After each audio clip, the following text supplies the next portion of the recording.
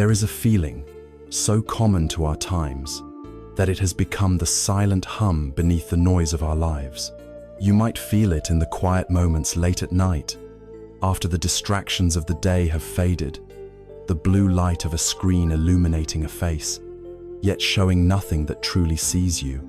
You might feel it in the heart of the city, surrounded by a river of anonymous faces, a crowd of souls each locked in their own private world, a profound sense of isolation in the midst of a multitude. A quiet question arises from a place deep within, a whisper that asks, is this all there is? This endless cycle of striving, acquiring, and feeling perpetually behind. This sensation of being adrift, of being overwhelmed, is not a personal failure. It is not a sign that you are broken. It is a symptom of the world we have built, a world that relentlessly pushes us forward, a world of constant connection that has somehow left us feeling more disconnected than ever. We are measured by our productivity, our possessions, our curated online selves, creating a quiet and desperate thirst for something more, something real.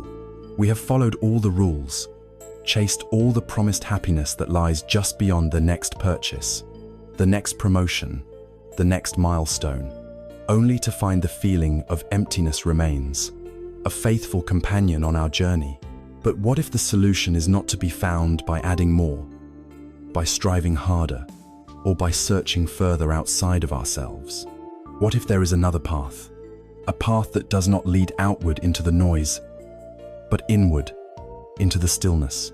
This path has been walked for thousands of years, not as a religion of rigid rules and dogma, but as a profound science of the mind, a practical set of tools for understanding the nature of our own experience.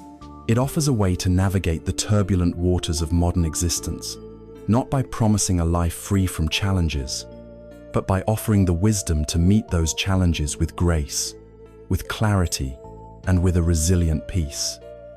This is an invitation to explore that path, to discover that the tranquility we seek is not in a distant land or a future time. It is not far away. It is right here, waiting to be discovered, in the simple, profound reality of our own breath. Any journey towards healing, whether of the body or the spirit, must begin with a clear and honest diagnosis. Before we can find a remedy, we must first have the courage to look directly at the ailment. In the Buddhist tradition, this first step is not a declaration of pessimism, but an act of profound realism. It is the acknowledgement of a fundamental truth of our existence, a truth encapsulated in a single Pali word, dukkha.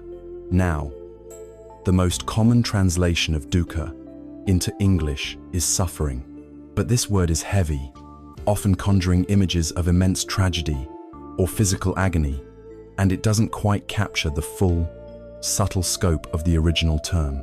While dukkha certainly includes the raw pain of loss and sickness, its meaning is far broader, more pervasive, and intimately familiar to every single one of us. It is the chronic stress of meeting deadlines, the low-grade anxiety that hums beneath the surface of a seemingly perfect day. It is the subtle feeling of dissatisfaction, the sense that something is not quite right, that something is missing, even when our lives are full. It is the friction we feel against the world, the inherent unsatisfactoriness of a life that never quite aligns perfectly with our desires. To truly understand, we can look at dukkha in three distinct flavors. The first is the most obvious, the one we all recognize as suffering. It is called dukkha, or the suffering of painful experience. This is the sting of a harsh word, the ache of a lonely heart, the grief that arrives like a tidal wave when we lose someone we love. It is the physical pain of a body that gets sick, grows old, and inevitably fails. It is the mental anguish of failure, of rejection, of watching our hopes crumble. This form of dukkha needs little explanation, for it is the overt pain that we spend much of our energy trying to avoid, to numb, and to push away. It is the raw, undeniable discomfort of life's sharp edges. The second flavor is more subtle, and perhaps even more pervasive. It is called viparinama dukkha, the suffering of change. This is the unease that is woven into the very fabric of happiness itself. Have you ever had a perfect moment, a beautiful sunset, a joyful gathering with friends, and felt a tiny, quiet pang of sadness within it? That pang is the silent knowledge that this moment will end. The happiness is real, but its fleeting nature gives it a bittersweet quality. This is the dukkha of change. We get the job we dreamed of, only to begin worrying about losing it. We fall in love, and that beautiful experience brings with it a new, quiet fear of separation. The vacation ends. The delicious meal is over. Our children, whose laughter fills our homes, will one day grow up and leave. We suffer not because these experiences are inherently bad, but because they are impermanent, and we try to cling to them as if they were solid and eternal. Our hearts are in a constant, losing battle with the law of impermanence, trying to hold on to flowing water, and the strain of that effort is this second form of dukkha. It is the stress of trying to nail down a world that is in constant, unrelenting motion. The third flavor is the deepest and most subtle of all. It is sankhara dukkha, the suffering of conditioned existence.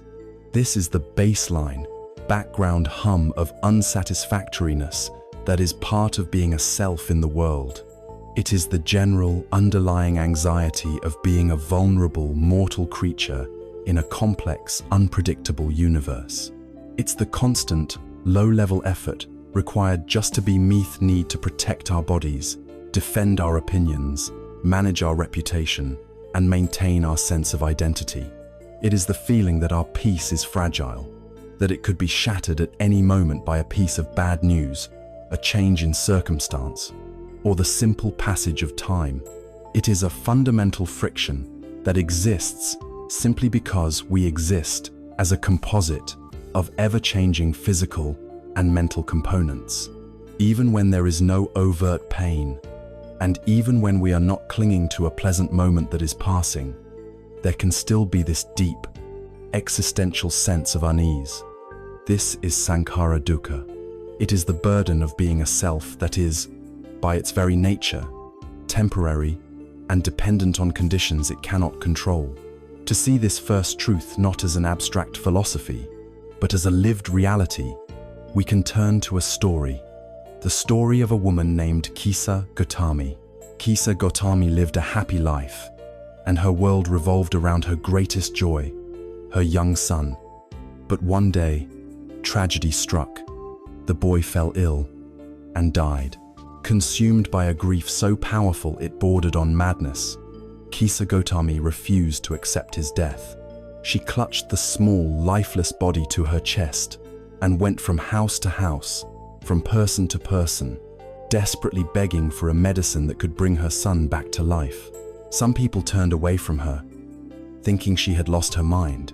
Others pitied her, gently trying to explain that there is no medicine for death. But she would not, could not, listen. Finally, a wise man saw her profound suffering and suggested she go see the Buddha. He told her, "This man has the medicine you seek." Filled with a desperate hope, she ran to the Buddha, laid her son at his feet, and pleaded for the miracle cure. The Buddha looked at her with infinite compassion. He did not dismiss her. He did not tell her she was foolish. He said to her, "There is only one thing I need to make the medicine that will cure your son. Go into the village and bring me back a single mustard seed." Kisa Gotami's heart soared with relief. A mustard seed? That was so simple. But then the Buddha added one condition. "The mustard seed," he said, "must come from a house where no one has ever died, a house that has never known loss." Eagerly, she began her quest.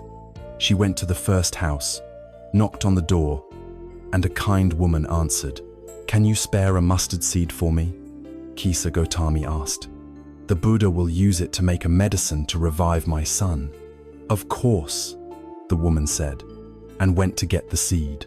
As she was about to hand it over, Kisa Gotami remembered the condition. "Wait," she said, "has anyone in your family, in this house, ever died?"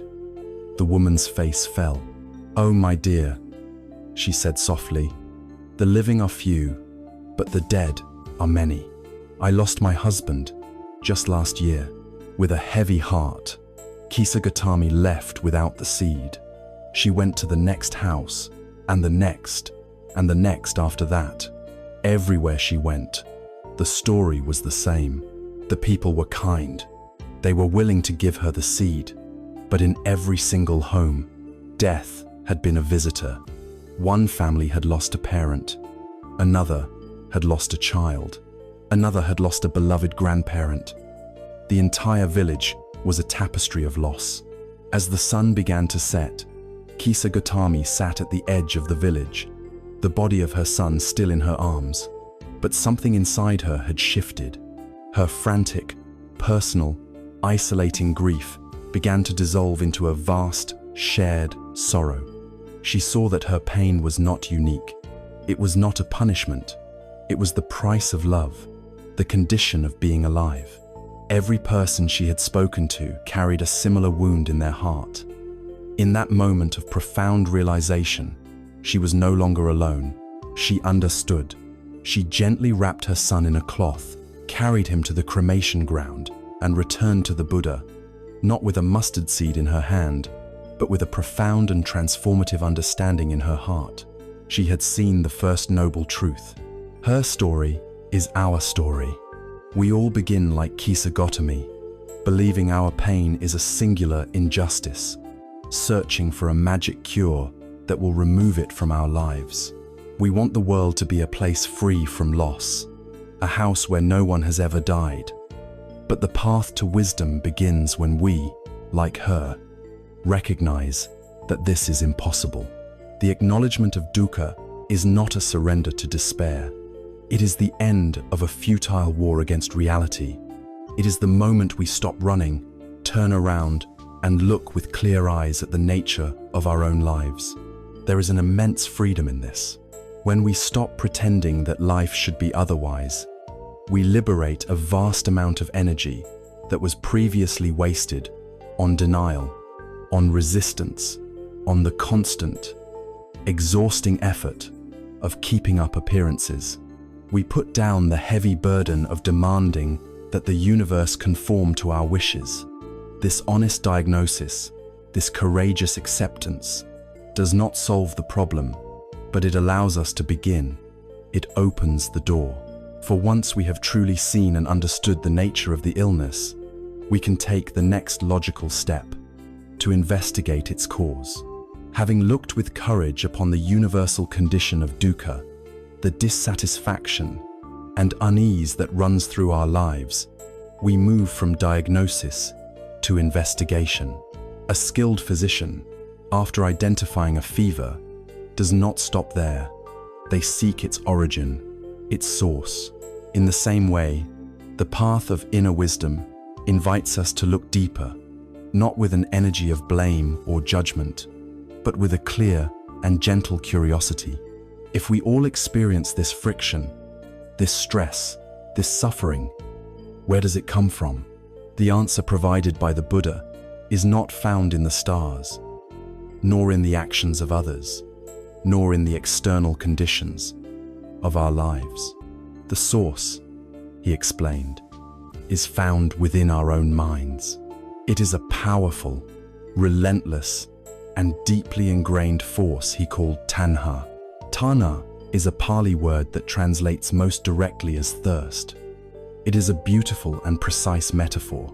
Think of the intensity of a desperate thirst, the way it can consume all of your attention, driving you to seek quenching at any cost. This is the nature of tanha.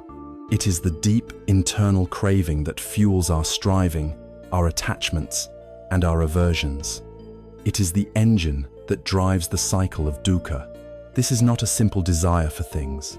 It is a fundamental orientation of the mind, a constant grasping and pushing that manifests in three primary ways. The first, and most easily recognized, is kama tanha, the craving for sense pleasures. This is the thirst for anything that gratifies our five senses and our mind. It is the desire for a delicious taste on the tongue, the longing for a beautiful sight to behold, the pull towards a pleasant sound, the search for a comfortable physical sensation. In our modern world, this form of tanha has been amplified into a deafening roar. It is the compulsive need to check our phones for a new notification, a new like, a new piece of stimulating content. It is the restless hunt for the next exotic vacation, the next acclaimed restaurant, the next piece of technology that promises to make our lives complete. It is the belief, constantly reinforced by the world around us, that if we can just assemble the right collection of pleasant experiences, we will finally arrive at a state of lasting happiness. We are taught to be consumers not just of goods, but of experiences, constantly sipping from the fountain of sensory pleasure, hoping it will quench a thirst that lies far deeper than our senses. The second form of this thirst is bhavatana, the craving for existence or for becoming.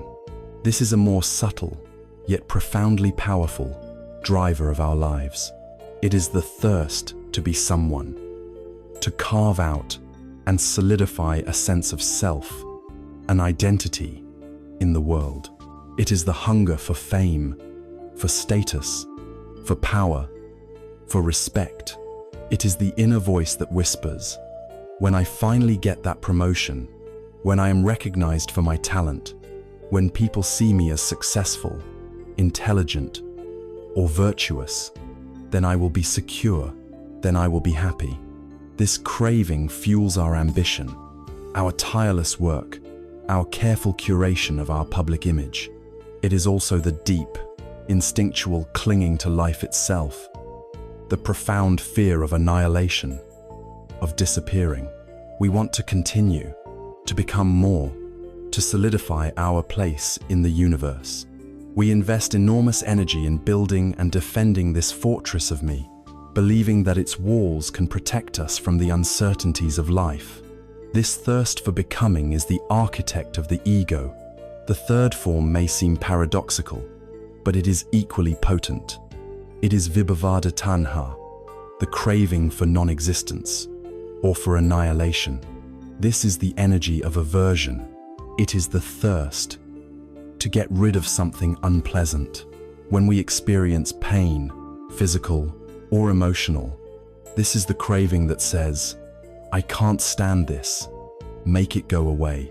It is the powerful desire to annihilate a difficult situation, an irritating person, an uncomfortable feeling like shame, fear, or boredom. It is the anger that wishes to destroy an obstacle, the frustration that wants to escape a reality we don't like. In its most extreme form, when the pain of existence becomes overwhelming, it can manifest as the desire to annihilate the self altogether. This thirst is not about acquiring something pleasant, but about destroying or escaping something unpleasant. It is the energy of pushing away, of rejection, of hatred, and just like the other forms of tanha, it binds us just as tightly to the wheel of suffering. To understand how this thirst, in all its forms, creates our suffering, we can imagine a simple, powerful parable, the story of the man adrift on the ocean. Imagine a man, the lone survivor of a shipwreck, floating on a piece of wreckage under a merciless, burning sun. He has been drifting for days.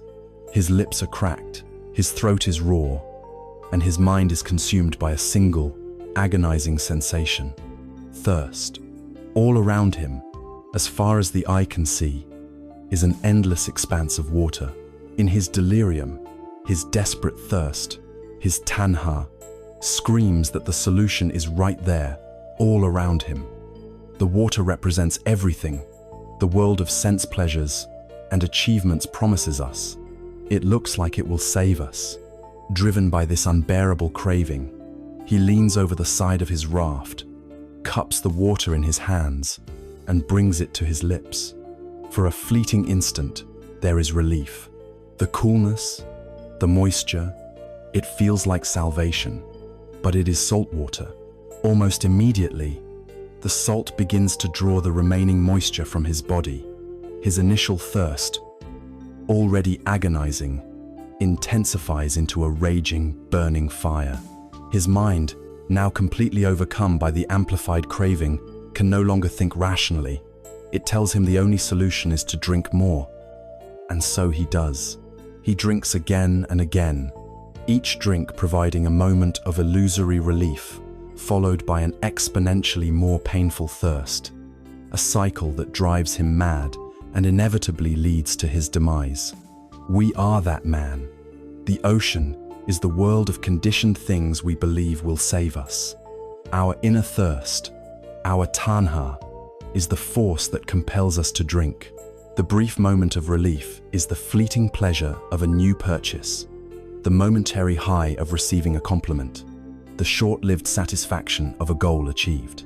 But because these things are impermanent, like salt water, they can never truly satisfy the deep spiritual thirst within us. Instead, they exacerbate it. The more we consume, the more we need to consume.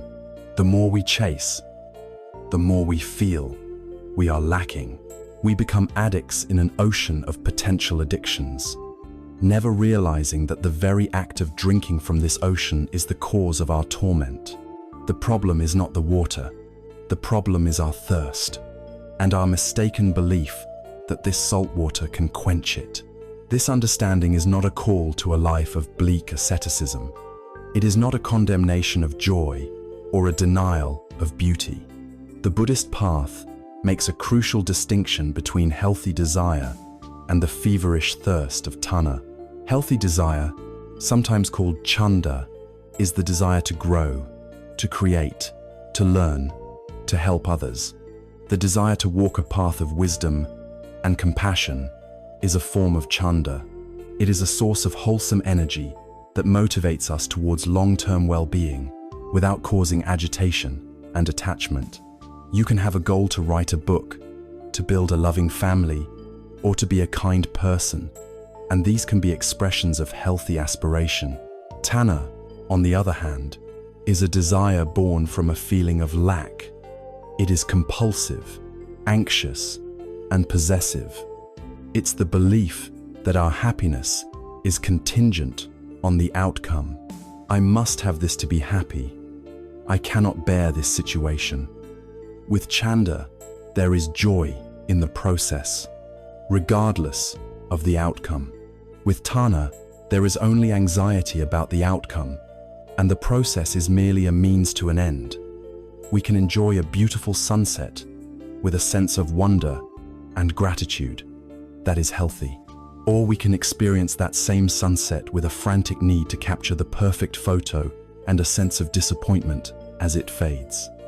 That is tanha. The difference is not in the object of our desire, but in the quality of our wanting. So, here we stand, at a pivotal point in our journey. We have looked at the symptom, dukkha, the pervasive unsatisfactoriness of our lives. And now, we have identified its source, tanha, the relentless inner thirst for things to be other than they are. This is not a cause for despair. It is a cause for incredible hope. Because if suffering is not random, if it is not a punishment, but rather the result of a specific, identifiable cause, then a profound possibility emerges.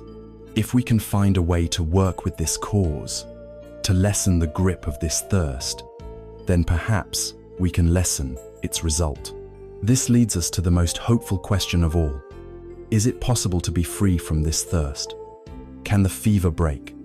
Does a state of profound peace and contentment truly exist? We have walked through the first two fundamental recognitions of the human condition. The first, dukkha, was the courageous acknowledgement of the pervasive stress and unsatisfactoriness in our lives, a diagnosis of the fever that we all feel.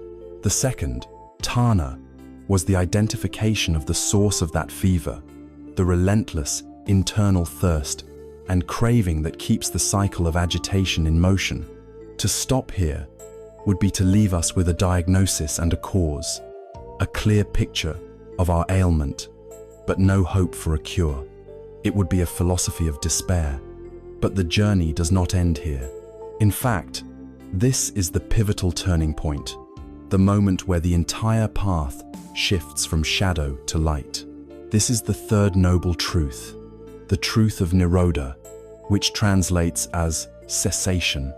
It is the radical, life-altering proclamation that the fever can break, the thirst can be quenched. There is an end to suffering.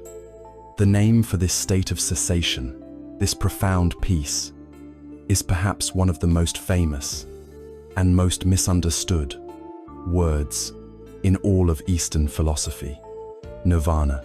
Before we explore what nirvana is, it is essential to clear away the fog of what it is not.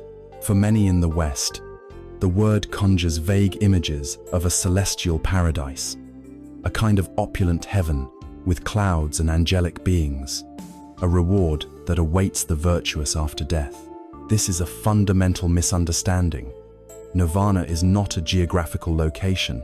It is not a place you go to. It is a state of mind you can realize, a psychological reality that is accessible in this very life, right here, right now. It is the end of a particular way of being, not a journey to a different place. Another common misconception comes from the literal meaning of the word. The Sanskrit root of nirvana means to extinguish or to blow out. This has led some to believe that nirvana is a state of annihilation, a bleak and empty void, where the self is simply snuffed out of existence. But this is also incorrect. The path of wisdom is not a path to nothingness. The question is not what is extinguished, but rather, what kind of fire is being put out? What is extinguished in nirvana are the fires of greed, the fires of hatred, and the fires of delusion. It is the extinguishing of the fever of Tana, the insatiable craving that causes all our torment. When you put out a raging fire, you are not left with nothing. You are left with the cessation of the heat, the end of the destructive agitation, the absence of the frantic, consuming flames. What remains is a profound stillness, a liberating coolness, and a spacious clarity. This coolness is the very essence of nirvana. It is the cooling of the mind's inflammation. To grasp this, let us hold this metaphor of the fire firmly in our minds. A mind in the grip of tanha is like a bonfire. It is restless, agitated, constantly flickering with desire and aversion. It is hot, with the anxiety of wanting and the anger of not wanting. And most importantly, it constantly demands more fuel. Every time we indulge a craving, every time we react with aversion, every time we cling to a thought of me and mine, we are throwing another log onto this fire. We are actively feeding the very flames that burn us. We spend our lives in a frantic search for more fuel, believing that the next log, the next experience, the next achievement will finally satisfy the fire, when in reality, it only makes it burn hotter and more wildly. Nirodha, the cessation of suffering, is the realization that we can simply stop feeding the fire. It is not an act of aggression. We don't have to throw water on the fire or try to stamp it out. That would be another form of violence, another form of aversion. The path is far more subtle and gentle. It is the simple, radical act of ceasing to provide the fuel. We learn to see the craving as it arises and choose not to identify with it, not to act on it. We see the aversion arise, and we learn to let it be, without being swept away by its energy. We see the thoughts of me and mine, and we recognize them as mere mental events, rather than a solid, real self that needs to be defended. By ceasing to add fuel, the fire, deprived of its sustenance, naturally and gracefully begins to die down. The flames get smaller, the heat subsides, the agitation calms, and when the last log has been consumed, the fire is extinguished. What is left in its place? Not a black hole. What's left is the true nature of the mind, which was there all along, obscured by the smoke and flames. A mind that is clear, luminous, and pervaded by an unshakable peace. This is nirvana. It does not mean that a person who has realized this state no longer experiences life. The rain still falls, the sun still shines. Pleasant things happen, and unpleasant things happen. The difference lies in the reaction, or rather, the lack of a reactive grip.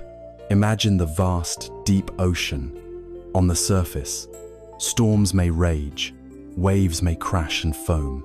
This is the world of everyday experience, the world of gain and loss, praise and blame, pleasure and pain. The ordinary mind is like a small cork tossed about on these waves, completely at their mercy, constantly being thrown up and then crashing down. The mind that has touched nirvana is like the deep ocean itself. It is aware of the turmoil on the surface. It sees the waves, but its own vast depths remain utterly still and undisturbed. It has found a sanctuary within that cannot be shaken by external circumstances. The waves of life no longer have the power to capsize it. This is the ultimate freedom. It is freedom from the tyranny of our own likes and dislikes. Freedom from the exhausting, lifelong job of protecting and promoting the fragile ego. Freedom from the fear of loss and the anxiety of gain. When the mind is no longer clouded by the smoke of, I want this and I hate that, it can for the first time see reality with stunning clarity. It sees the interconnectedness of all things, the transient nature of all phenomena, and it responds to the world not with grasping or pushing, but with wisdom and an boundless compassion. And this state is not some impossible, mythical goal reserved for saints in remote caves. Glimpses of it, micro moments of nirvana, are available to us at any time. Every time you feel an impulse of irritation and consciously choose to take a breath and let it go, you have tasted nirvana. Every time you fully enjoy a simple pleasure, like the warmth of the sun on your skin, without clinging to it or demanding it continue, you have tasted nirvana. Every time you rest in the present moment, without needing it to be different, without feeling the pull of the past or the future, you have experienced a moment of this profound peace. These moments show us that the path is real and the destination is not infinitely far away. We now have the first three pieces of this profound puzzle of our existence. We have seen the illness, dukkha. We have identified its cause, tanha. And now, we have the hopeful prognosis, nirodha, the certain knowledge that a cure, a state of ultimate health and peace, called nirvana, is possible. We are like a patient who has been told, yes, you are sick. We know exactly why you are sick. And the best news of all is that there is a definitive cure. The sense of hope and possibility that arises from this knowledge is immense. It transforms the spiritual path from a blind, stumbling in the dark into a confident journey towards a known destination. And so, the final, most practical question naturally arises. If this cure exists, what is the prescription? What are the specific, actionable steps we must take to heal ourselves? What is the path that leads from the raging fire of suffering to the cool, clear peace of nirvana? We have now arrived at the culmination of our initial inquiry. We began with an honest look at our shared human experience of dukkha, the pervasive sense of unease and stress. We then traced this condition to its root, the inner thirst and clinging of tanha, And from there, we opened ourselves to the profound possibility of nirodha, the cessation of this suffering, a state of unshakable peace known as nirvana, a diagnosis, a cause, and a cure. This is the complete theoretical foundation. But a theory, no matter how beautiful, is useless without a method of application. If a doctor tells you that you have an illness, explains its cause, and assures you a cure exists, the very next thing you will ask for is the prescription, the treatment plan. The fourth and final noble truth is exactly that. It is the prescription. It is the practical, detailed, step-by-step guide that leads from the shore of suffering to the shore of peace. It is called the Noble Eightfold Path, or in Pali, Magga. This is the heart of the practice. It is not a set of beliefs to be accepted on blind faith, nor is it a list of divine commandments to be obeyed out of fear. It is a path of training, a program for cultivating the mind, as practical and methodical as a musician learning to master an instrument or an athlete training their body. It is called a path because it is a process, a journey to be walked, not a destination to be instantly reached. And it is called noble because it ennobles the one who walks it, transforming suffering into wisdom and compassion. To understand the nature of this path, we can use a timeless and powerful image, that of a raft. Imagine we are standing on the bank of a vast and treacherous river. The river is wild, with dangerous currents and hidden whirlpools. This river is samsara, the endless cycle of dukkha, the life of confusion and reactivity in which we are caught. The currents are the forces of greed, hatred, and delusion that pull us under. On the far shore, we can see a land of safety and peace. That is nirvana. Standing on the bank, wringing our hands in despair, will do nothing. Trying to jump in and swim across on our own is foolish. We will surely be swept away by the powerful currents. The wise approach is to use the resources available right here, on this very shore, to build a vessel capable of making the journey. The Noble Eightfold Path is this vessel. It is a raft constructed from 8 strong timbers, each one an essential component of the path. If we try to build the raft with only a few timbers, it will be unstable and fall apart in the turbulent water. All 8 must be gathered and bound together, creating a sturdy, reliable craft. These 8 timbers are right view, right intention, right speech, right action, right livelihood, right effort, right mindfulness, and right concentration. With this raft, we do not fight the river. We learn to skillfully navigate its currents, using our effort and wisdom to paddle steadily towards the other shore. And what happens when we reach that far shore of peace?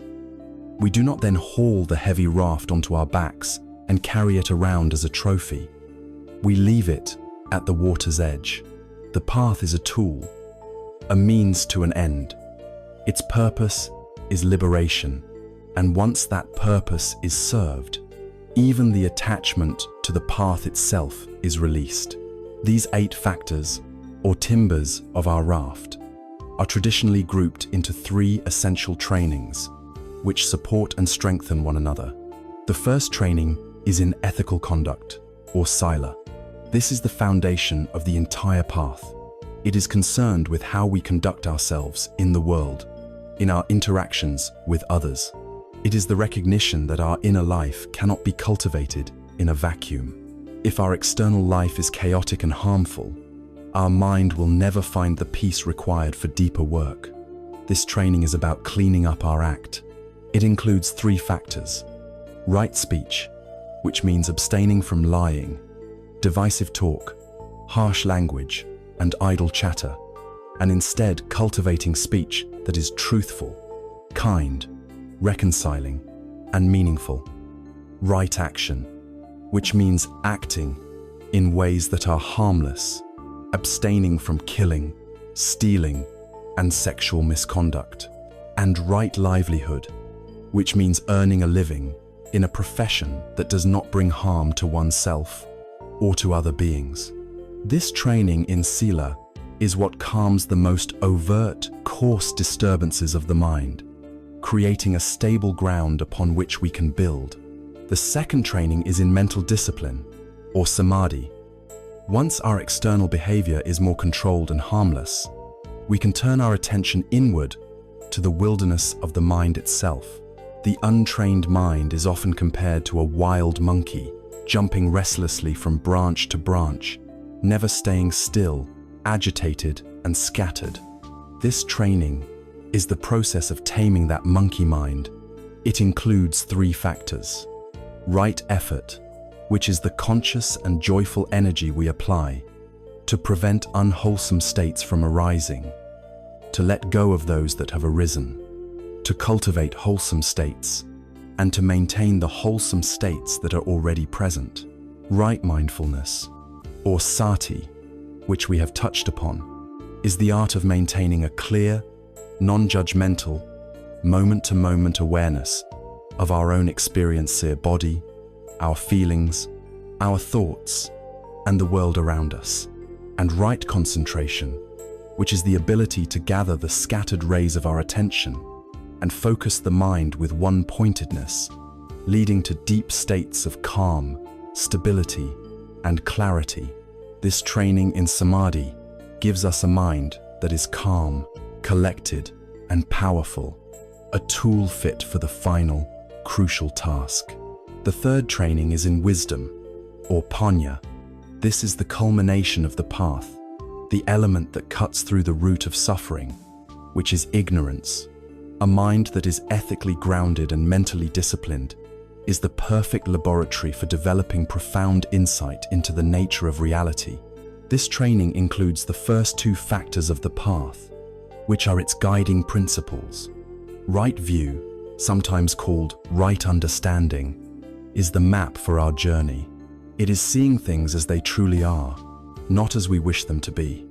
It begins with understanding the 4 noble truths themselves and deepens into a direct perception of the nature of existence. And right intention, which is the compass that directs our journey. It is about purifying our motivation, consciously aligning our will with intentions of letting go rather than clinging, of loving kindness rather than aversion, and of harmlessness rather than cruelty. It is crucial to understand that these are not 8 sequential steps like a ladder, where you must perfect one before moving to the next. They are woven together, like the strands of a single, strong rope. They are all to be cultivated simultaneously.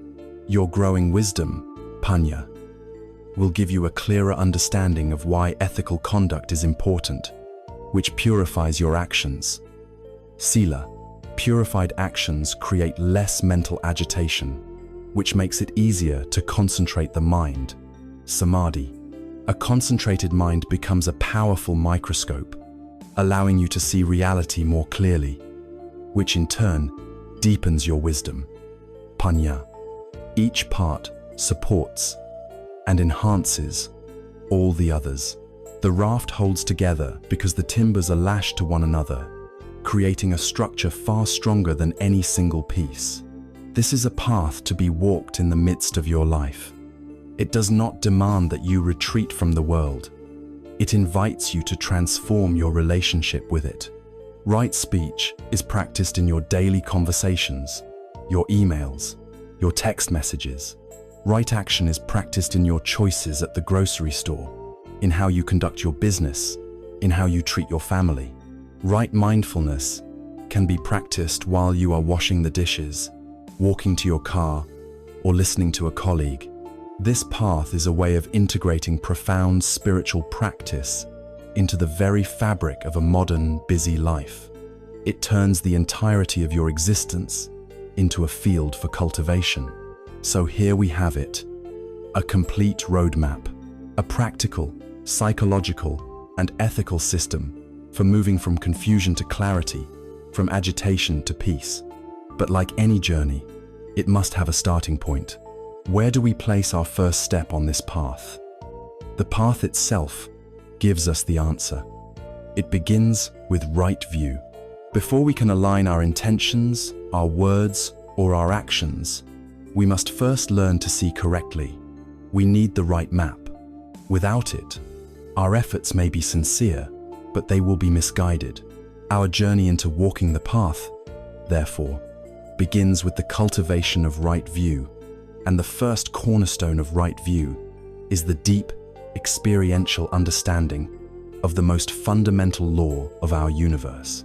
The Noble Eightfold Path, our practical roadmap to the end of suffering, begins not with an action, but with a vision.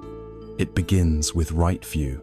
Before we can walk correctly, we must first learn to see correctly. We need a map that accurately reflects the terrain of reality, not the distorted map of our hopes and fears. The journey of cultivating right view is the process of stripping away our illusions and learning to see things as they truly are. And the first, most fundamental feature on this map, the bedrock principle of existence, is the universal law of change. In the Pali language, this is called anicca, or impermanence. At its core, the teaching of anicca is breathtakingly simple. Everything changes. Nothing is static. Everything that comes into being is subject to decay and dissolution. This is not a grim metaphysical doctrine, but a direct, observable fact of life. The hot cup of coffee on your desk will inevitably become cold.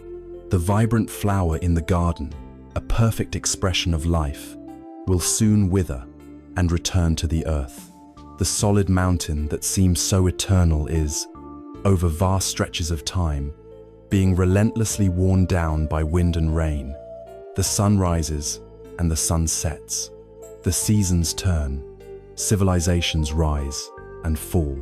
Nothing, absolutely nothing, is exempt from this universal law. This law applies most intimately to our own experience. Our bodies are in a constant state of flux.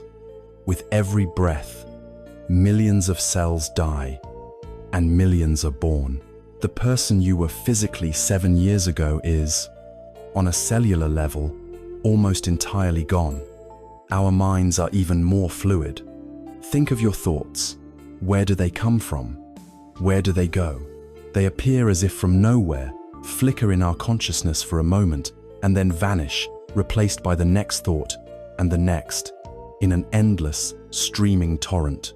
Our emotions are the same. Joy arises, fills our heart, and then fades. Sadness descends like a cloud, and it too eventually passes. Anger, peace, boredom, excitement, they are all temporary weather patterns passing through the vast sky of our awareness. Our relationships, our jobs, our possessions, our health, all of it is subject to anicca. It is all a flowing river. If change is so natural and universal, why does it cause us so much pain? The teaching is clear. Dukkha, our suffering, does not arise from the fact of change itself. It arises from our resistance to change. It is born from our profound and deeply ingrained desire for permanence in a world that is inherently impermanent. We suffer because we are constantly trying to build a solid, permanent home on the banks of a flowing river, only to watch it be swept away time and time again. This resistance takes two primary forms. First, we cling to what is pleasant. When we experience a moment of happiness, a feeling of love, a taste of success, our immediate instinct is to grasp it, to hold on to it, to try and make it last forever. We take a mental snapshot and say, "This, I want to feel like this always." But life, being a river, continues to flow. The perfect vacation ends. The peak moment of joy subsides. The beloved person changes. By clinging, we set ourselves up for inevitable disappointment. More than that, the very act of grasping taints the beautiful experience itself. It injects a subtle poison of anxiety into our joy, the quiet, fearful whisper, "When will this end?" We are so busy trying to possess the moment that we fail to simply live in it. Second, we have a powerful aversion to what is unpleasant. When we experience pain, sorrow, failure, or sickness, our instinct is to push it away. We fight it, deny it, numb it. We believe the unpleasant state is a permanent fixture, a terrible mistake in the fabric of reality that must be eradicated. This resistance, this frantic pushing away, is a second arrow we shoot into ourselves. There is the initial pain of the difficult experience itself, but then we add a whole new layer of mental suffering, the anger, the despair, the self-pity by fighting against the reality of the moment. We exhaust ourselves in a futile battle against a passing storm, forgetting that all storms, by their very nature, eventually pass. There is a simple and profound Taoist story that perfectly illustrates the wisdom of accepting anicca.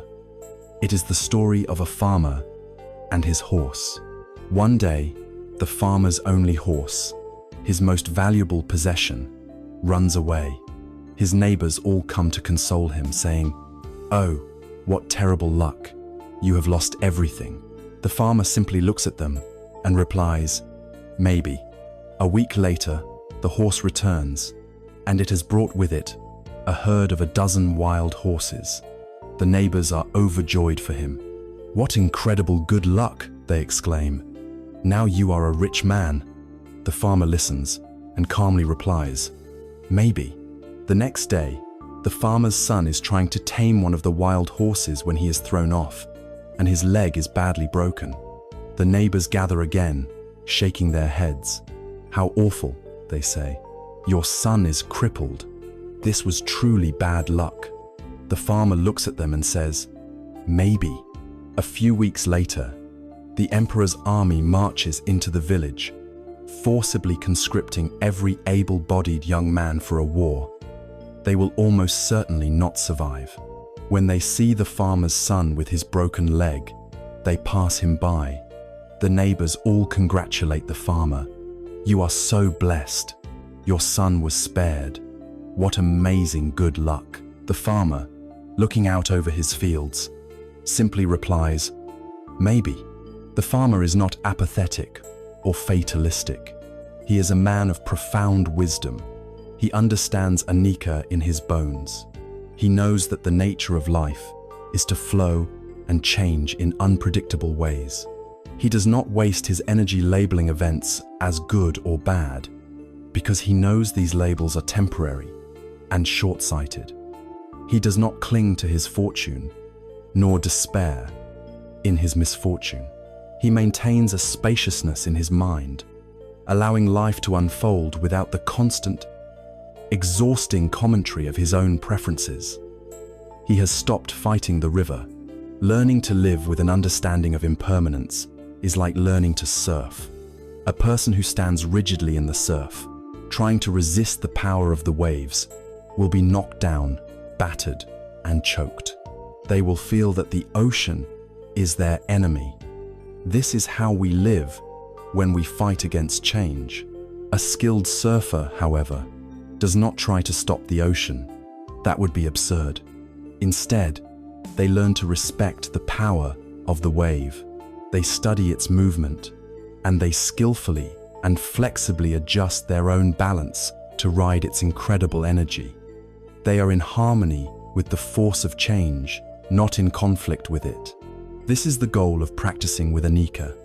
We learn to ride the waves of our own emotions, thoughts, and life circumstances with mindful balance and grace. Far from being a depressing philosophy, the acceptance of impermanence is the secret to a life of deep appreciation and vibrant presence. It is the very fact that things are fleeting that makes them so precious. We can truly love a person not by clinging to them, but by recognizing the precious, unrepeatable gift of our time together.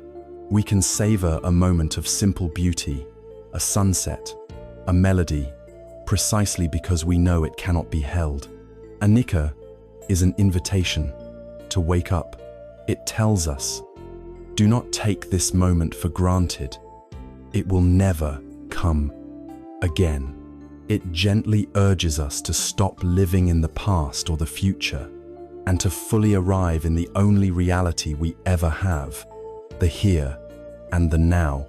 It replaces the anxious energy of grasping with the gentle, open-handed energy of gratitude. As we sit with this profound truth, as we begin to see the constant flow in everything around us and within us, a deeper question naturally begins to emerge. If everything is changing, if my body, my thoughts, and my feelings are all a flowing river, then who or what is this I that seems to be watching it all? If the entire landscape is in motion, is there a solid, unchanging entity at the center of it all called me? This inquiry, born directly from the clear seeing of impermanence, a gateway to the next, even more profound layer of right view. The clear seeing of anicca, or impermanence, inevitably leads us to a profound and unsettling question.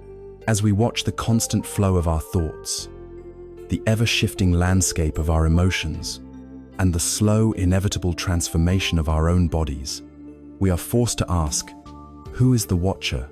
If everything in our experience is a flowing river, is there a solid, unchanging rock in the middle of it all that we can call I? This inquiry takes us to the very heart of right view, to an insight so radical and liberating that it has the power to dismantle the entire structure of our suffering. This is the teaching of anatta, often translated as no self. These two words can be deeply frightening. The idea of no self might sound like a philosophy of nihilism, a suggestion that we do not exist, that life is meaningless. But this is a misunderstanding. The wisdom of anatta is not a negation of our existence. It is a profound clarification of it. It does not say that you do not exist. It says that you do not exist in the way you think you do. It suggests that the I, we believe ourselves to be this solid, continuous, independent entity who is the author of our thoughts and the master of our experience, is a powerful and convincing illusion. And it is this illusion that is the deepest root of our anxiety, our fear, and our disconnection from the world. To unravel this, we can turn to one of the most famous dialogues in Buddhist literature, the meeting between the Bactrian Greek king, Milinda, and the wise sage, Nagasena. King Milinda was a brilliant and practical man, a ruler accustomed to logic and clear definitions. He approached Nagasena and, after the initial greetings, asked for his name. Nagasena replied that he was known as Nagasena, but that this name was merely a designation, a convenient label. In ultimate reality, he said, there is no permanent person or soul to be found. The king was baffled. He challenged the sage, pointing to his physical form, his ability to speak and think. Surely, this was Nagasena. To illustrate his point, the king gestured to the magnificent royal chariot that had brought him there. He asked Nagasena, "Reverend Sir, what is a chariot?" Nagasena, in his wisdom, did not give a direct answer. Instead, he began to deconstruct the king's own example. He asked, "Your Majesty, is the long pole that attaches to the yoke the chariot?" "No, venerable sir," the king replied. "Then, is the axle the chariot? Number, are the wheels the chariot? Is the frame the chariot? Are the reins the whip or the yoke the chariot?" To each question, the king was forced to answer, "No." Nagasena then posed a final question. "Then, Are all of these parts taken together the chariot? The king had to agree. But then, Venerable Sir, Nagasena concluded, what is this chariot? It is nothing but a name, a term, a convention we use when all these parts are assembled and functioning together. If you were to take the wheels off, remove the axle, and break down the frame, where would the chariot go? It would vanish. It has no independent existence, apart from its components. This is the key. And Nagasena then turned this precise logic back upon the king's conception of his own self. Just as chariot is a name for a collection of parts, self or person is the name we give to a dynamic, interdependent collection of processes. In Buddhist psychology, these are known as the 5 aggregates, or the 5 skandhas. They are the parts of our personal chariot. The first is form. This is our physical body, with all its organs, elements, and sensations. We tend to identify strongly with our body, but is it truly us? It is entirely made of non-us elements, the food we ate, the water we drank, the air we breathe. It is in a constant state of change, aging, and renewing, and it is subject to sickness and decay, completely outside our control. It is a part of the process, but not a permanent, independent self. The second is feeling. This refers to the raw sensations that arise whenever there is contact between our senses and the world. These are categorized as pleasant, unpleasant, or neutral. Are these feelings you? They are as fleeting as the weather, arising and passing away in moments, often triggered by external events we don't command. To build an identity on something so unstable is to build a house on shifting sand. The third is perception. This is the mental faculty that recognizes, identifies, and labels our experience. It's the process that says blue, tree, dog, or that's a threat. Is this labeling process you? Our perceptions are deeply conditioned by our past, our culture, our language, and our biases.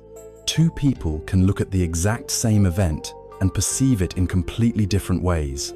It is a fallible and conditioned process, not a solid self. The fourth is mental formations. This is a broad category that includes all of our other mental activities, our thoughts, intentions, opinions, beliefs, habits, desires, and aversions. This is where our character and personality reside. We often think, this is the real me, but are these habits you? Think of a belief you held 10 years ago that you no longer hold. Think of a habit you have changed. These formations are also impermanent processes, arising from causes and conditions, and they can be transformed through awareness and effort. The fifth and final aggregate is consciousness. This is the fundamental capacity of awareness itself, the knowing of an object. There is eye consciousness, which knows sights, ear consciousness, which knows sounds, and mind consciousness, which knows thoughts.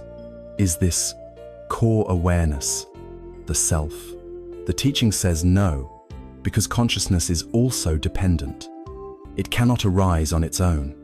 It always arises in relation to an object. You are never just conscious. You are conscious of something. It is part of the interplay, not a separate commander watching from a distance. When we look deeply, like Nagasena and the king, we see that there is no separate I to be found inside or outside of these 5 processes. Self is the convenient label we apply to the dynamic, flowing, interdependent dance of these 5 aggregates. It is not a thing, but a process, not a noun, but a verb. It is a constant happening, not a static entity. So why is this insight so liberating? Because the belief in a separate, solid self-belief, known as Sakkayaditthayas, the primary cause of our suffering. The moment we create a solid me in our minds, we create a fundamental division between me and the rest of the universe. A fortress is built, and the rest of our life is spent in the anxious, exhausting work of defending and provisioning this fortress. This me is what feels threatened by criticism. This me is what feels inflated by praise. This me is what feels envy at another's success. This me is what clings desperately to possessions, relationships, and youth, terrified of loss. The fear of death is the ultimate fear of this me being annihilated.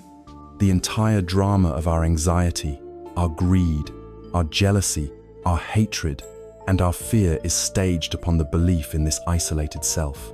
Anatta is the discovery that there is no fortress to defend. It is the putting down of this immense burden.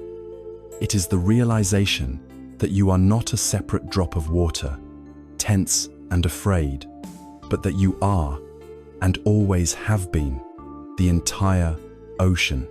When the illusion of the separate self dissolves, the frantic energy of craving and aversion loses its fuel. The sharp dividing line between my pain and your pain begins to blur, giving rise to authentic compassion. The fear of death lessens, because we see that what we are is not a limited thing that can be destroyed, but an ongoing process, inextricably woven into the fabric of the universe, a process that has been flowing long before this body arose, and will continue long after it passes away. We have now explored the two foundational pillars of right view. Anicca teaches us that everything is a process of change.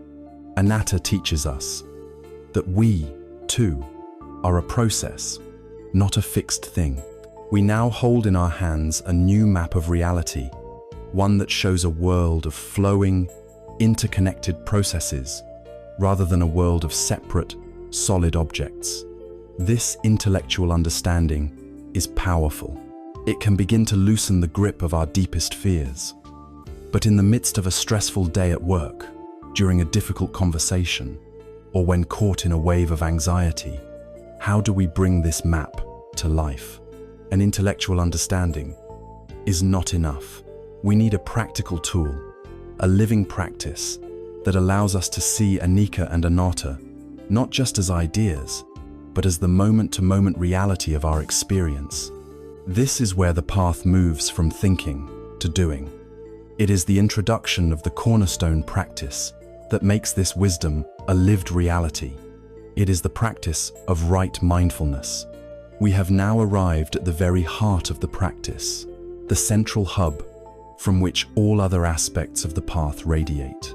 We have examined the profound wisdom of right view, armed with a new map of reality that shows us a world of constant change, Anicca, and a self that is not a solid thing, but a flowing process, Anatta. This understanding is the essential first step, the equivalent of being shown a map of a foreign country you wish to navigate. But a map is useless if you don't periodically look at it to see where you are. In the midst of our busy, chaotic, and demanding lives, how do we remember this view? How do we make it a living reality, rather than just a beautiful idea? The answer lies in the seventh factor of the path, the indispensable tool for waking up to our own lives. This is the practice of right mindfulness, or sati. Sati is a Pali word that means awareness, attention, and remembering. Right mindfulness is the practice of paying attention, on purpose, in the present moment, and non-judgmentally. Let's break that down, because every part of that definition is crucial. Paying attention, on purpose, means that it is an intentional act. It is the conscious choice to bring our awareness to our experience, rather than letting our minds wander on autopilot, which is their default state. In the present moment is the core of the practice. It is a training in bringing our minds back from their constant travels into the past and the future, to the only time that is ever real, the here and now. and non-judgmentally is the revolutionary quality of this attention. It is a gentle, curious, and kind awareness, one that allows our experience to be exactly as it is, without our habitual rush to label it as good or bad, right or wrong, or something to be fixed. Before going further, we must clear away some common misconceptions. Mindfulness is not about trying to stop your thoughts or empty your mind. This is perhaps the most common reason people believe they can't meditate. The mind produces thoughts, just as the heart beats. You cannot stop it through force. The practice of mindfulness is not about waging a war against our thoughts, but about fundamentally changing our relationship to them. We learn to observe them as one would observe clouds passing in the sky. We see them, we acknowledge them, but we don't have to get on board every single one and be carried away to a distant land. We learn to let them come, and we learn to let them go. Secondly, mindfulness is not just a relaxation technique, though a deep sense of calm is very often a result of the practice. Its primary purpose is not to zone out, but to zone in. It is an act of waking up, of seeing our experience with greater clarity, insight, and wisdom. It is an active, engaged awareness, not a passive, sleepy state. To understand why this practice is so vital, we need to understand the default state of the human mind. Our minds are time machines. Left to their own devices, they will almost inevitably wander away from the present moment. They will travel back into the past, replaying old conversations, ruminating on past mistakes, stewing in old grievances. Or they will launch into the future, rehearsing upcoming events, planning, worrying, and spinning out anxious fantasies. As we have seen, this constant dwelling on what is gone or what has not yet come is a primary source of our dukkha. We suffer because we are rarely ever here. Mindfulness is the direct antidote. It is the training of gently, but firmly, escorting the mind back home to the present moment, over and over again. Imagine a great acrobat about to walk on a tightrope, stretched across a vast, deep canyon. A crowd has gathered, holding its breath. The acrobat places one foot on the rope, then the other. His focus must be absolute. He cannot afford to be thinking about the step he just took, whether it was perfectly placed or slightly off balance. That is the past. He cannot afford to be consumed with anxiety about reaching the other side or the fear of falling. That is the future. His entire being, his safety, his very life, depends on his capacity to be fully present with the feeling of the rope under his foot, the subtle shifts in his balance, the gentle breeze on his skin. In this one single step, our psychological balance is no different. We find our footing in life not by dwelling on the past or worrying about the future, but by bringing our full, undivided attention to the step we are taking right now. So how do we practice this? The beauty of mindfulness is that it can be practiced anywhere at any time, starting with the very breath we are taking right now. The breath is the perfect anchor for our attention. It is always with us, and it is always happening in the present moment. The practice can be this simple.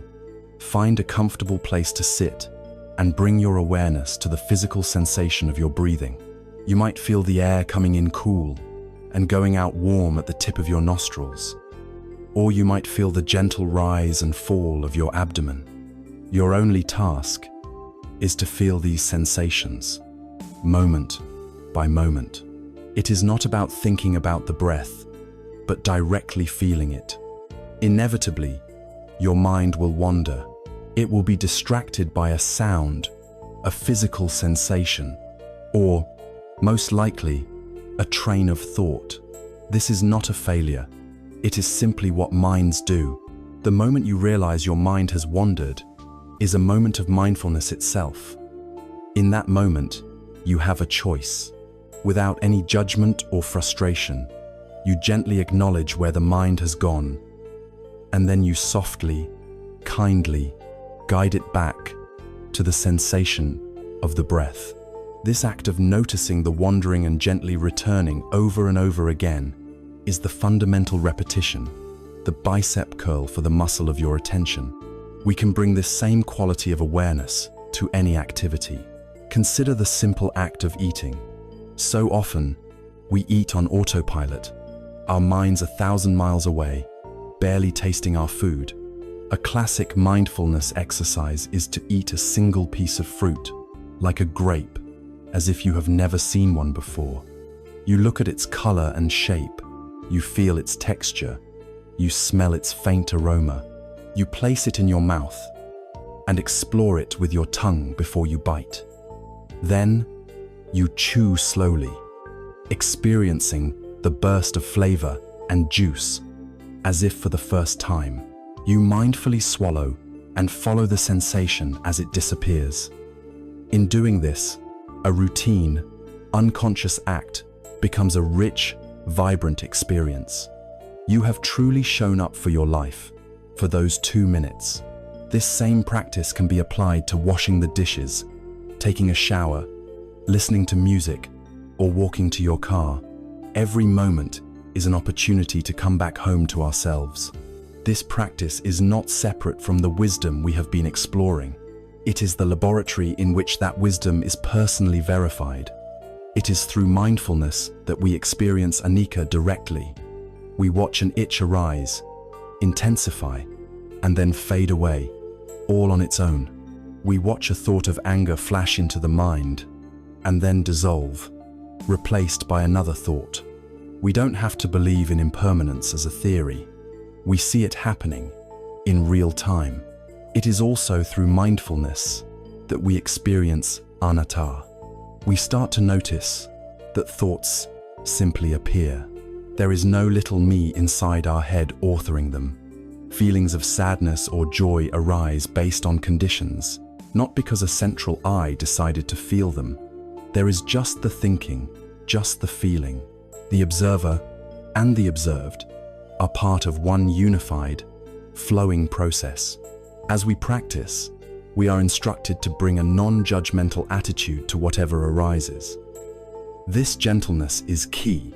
But what is the source of this non-judgment? Where does this kindness come from? Especially when we are observing difficult feelings like fear, shame, or anger. Simply observing our own minds can sometimes feel a little cold or clinical. To be truly transformative, to be truly healing, our clear-seeing awareness needs a partner. Mindfulness, the wisdom of the mind, needs to be balanced by the warmth of the heart. This leads us to the next step on our path, the active cultivation of the qualities of the heart, beginning with the foundational practice of boundless, unconditional friendliness. It is the practice of metta, or loving kindness. The practice of mindfulness, or sati, gives us a mind that is clear, stable, and present. It is the faculty of seeing, of knowing what is happening in our experience, without being swept away. But this clear seeing, on its own, can feel incomplete. Awareness, without warmth, can become cold and clinical. For our inner work to be truly transformative and healing, the clarity of the mind must be balanced with the warmth of the heart. The wisdom of seeing things as they are must be married to an unconditional friendliness towards all that we see. This is where we turn to the second of the 4 great virtues, or divine abodes. This is the practice of metta, a Pali word that translates as loving kindness.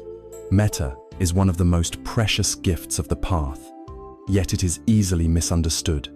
The love we speak of here is not the passionate, grasping love of romance. It is not the transactional love that is given on the condition that we get something in return. It is not a sentimental or fleeting emotion that depends on our mood. Metta is a deep and stable intention, an orientation of the heart that we consciously and systematically cultivate.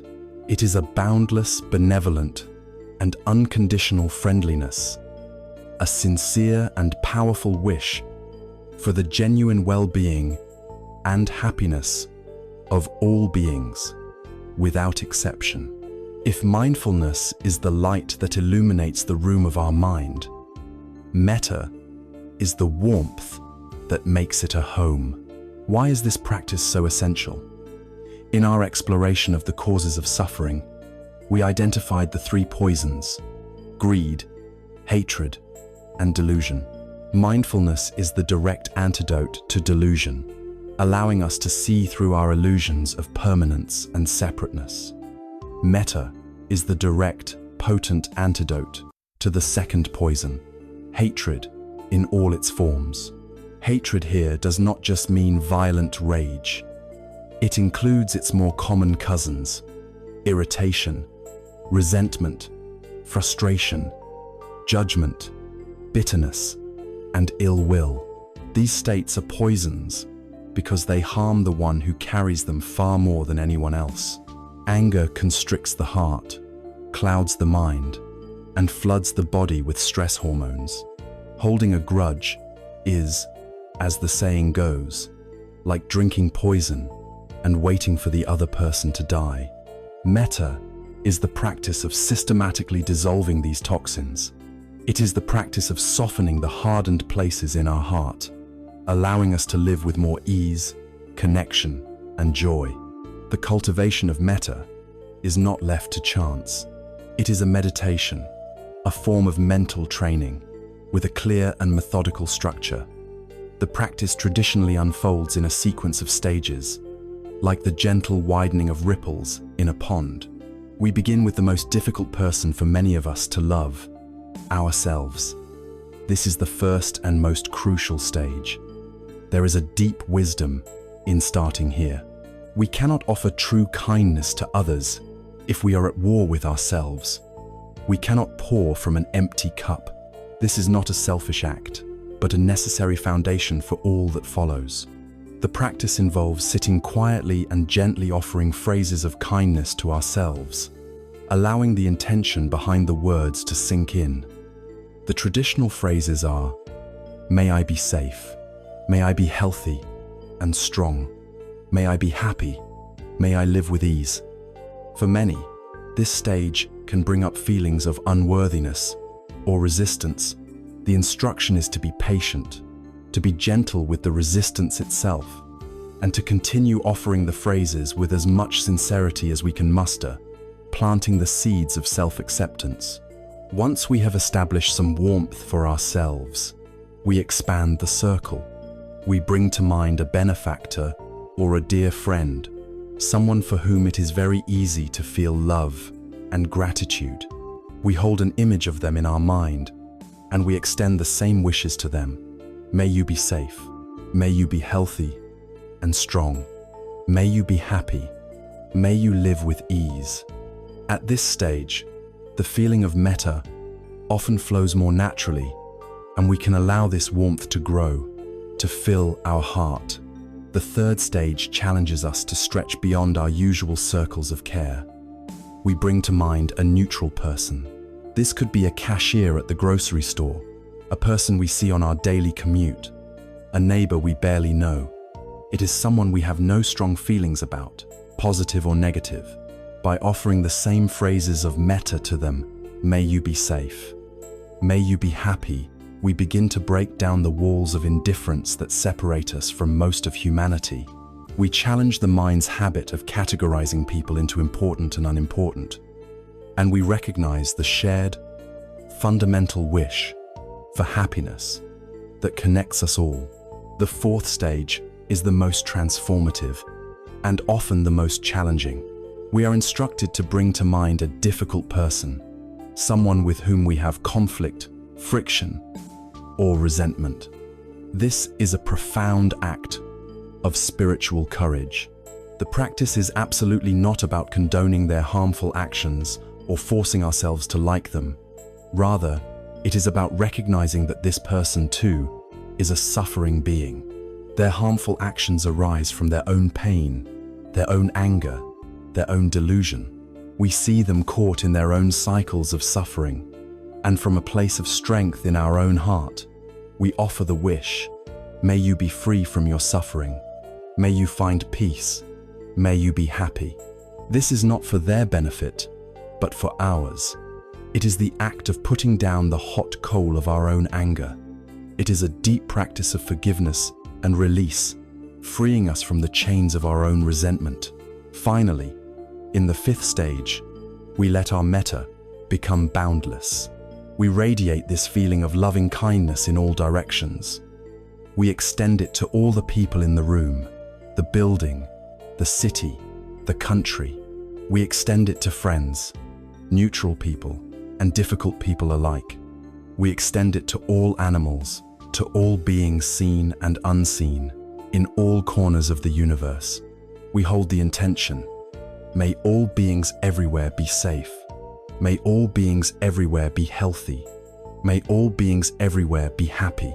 We rest in this state of boundless, benevolent friendliness, dissolving the very idea of us and them into a unified field of care. The power of metta is not merely psychological. It is said to be a tangible force that can transform the world around us. This is illustrated in the story of the Buddha and the raging elephant, Nalagiri. The Buddha's jealous cousin, Devadatta, conspired to assassinate him. He arranged for the keepers of the fierce royal elephant, Nalagiri, to get the animal drunk on intoxicants and then release it onto the narrow lane where the Buddha was walking. The plan worked. The elephant, enraged and maddened, charged down the lane, trumpeting with fury, a terrifying, unstoppable force of destruction. The Buddha's followers panicked, screaming for him to run and save himself. The Buddha did not move. He did not show a flicker of fear, nor did he make a single aggressive gesture. He simply stood still, his heart calm, and radiated a powerful, unwavering field of pure metta directly at the charging beast. As Nalagiri thundered into this invisible field of loving kindness, a strange thing happened. Its furious rage began to falter. Its thundering steps slowed to a trot, then a walk.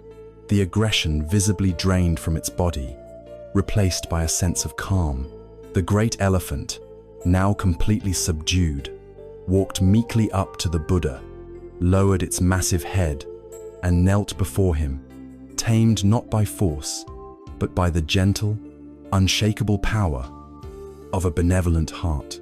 This story teaches us that the raging elephant can be a metaphor for the powerful energies of anger, hatred, and violence we encounter both in the world and within our own minds.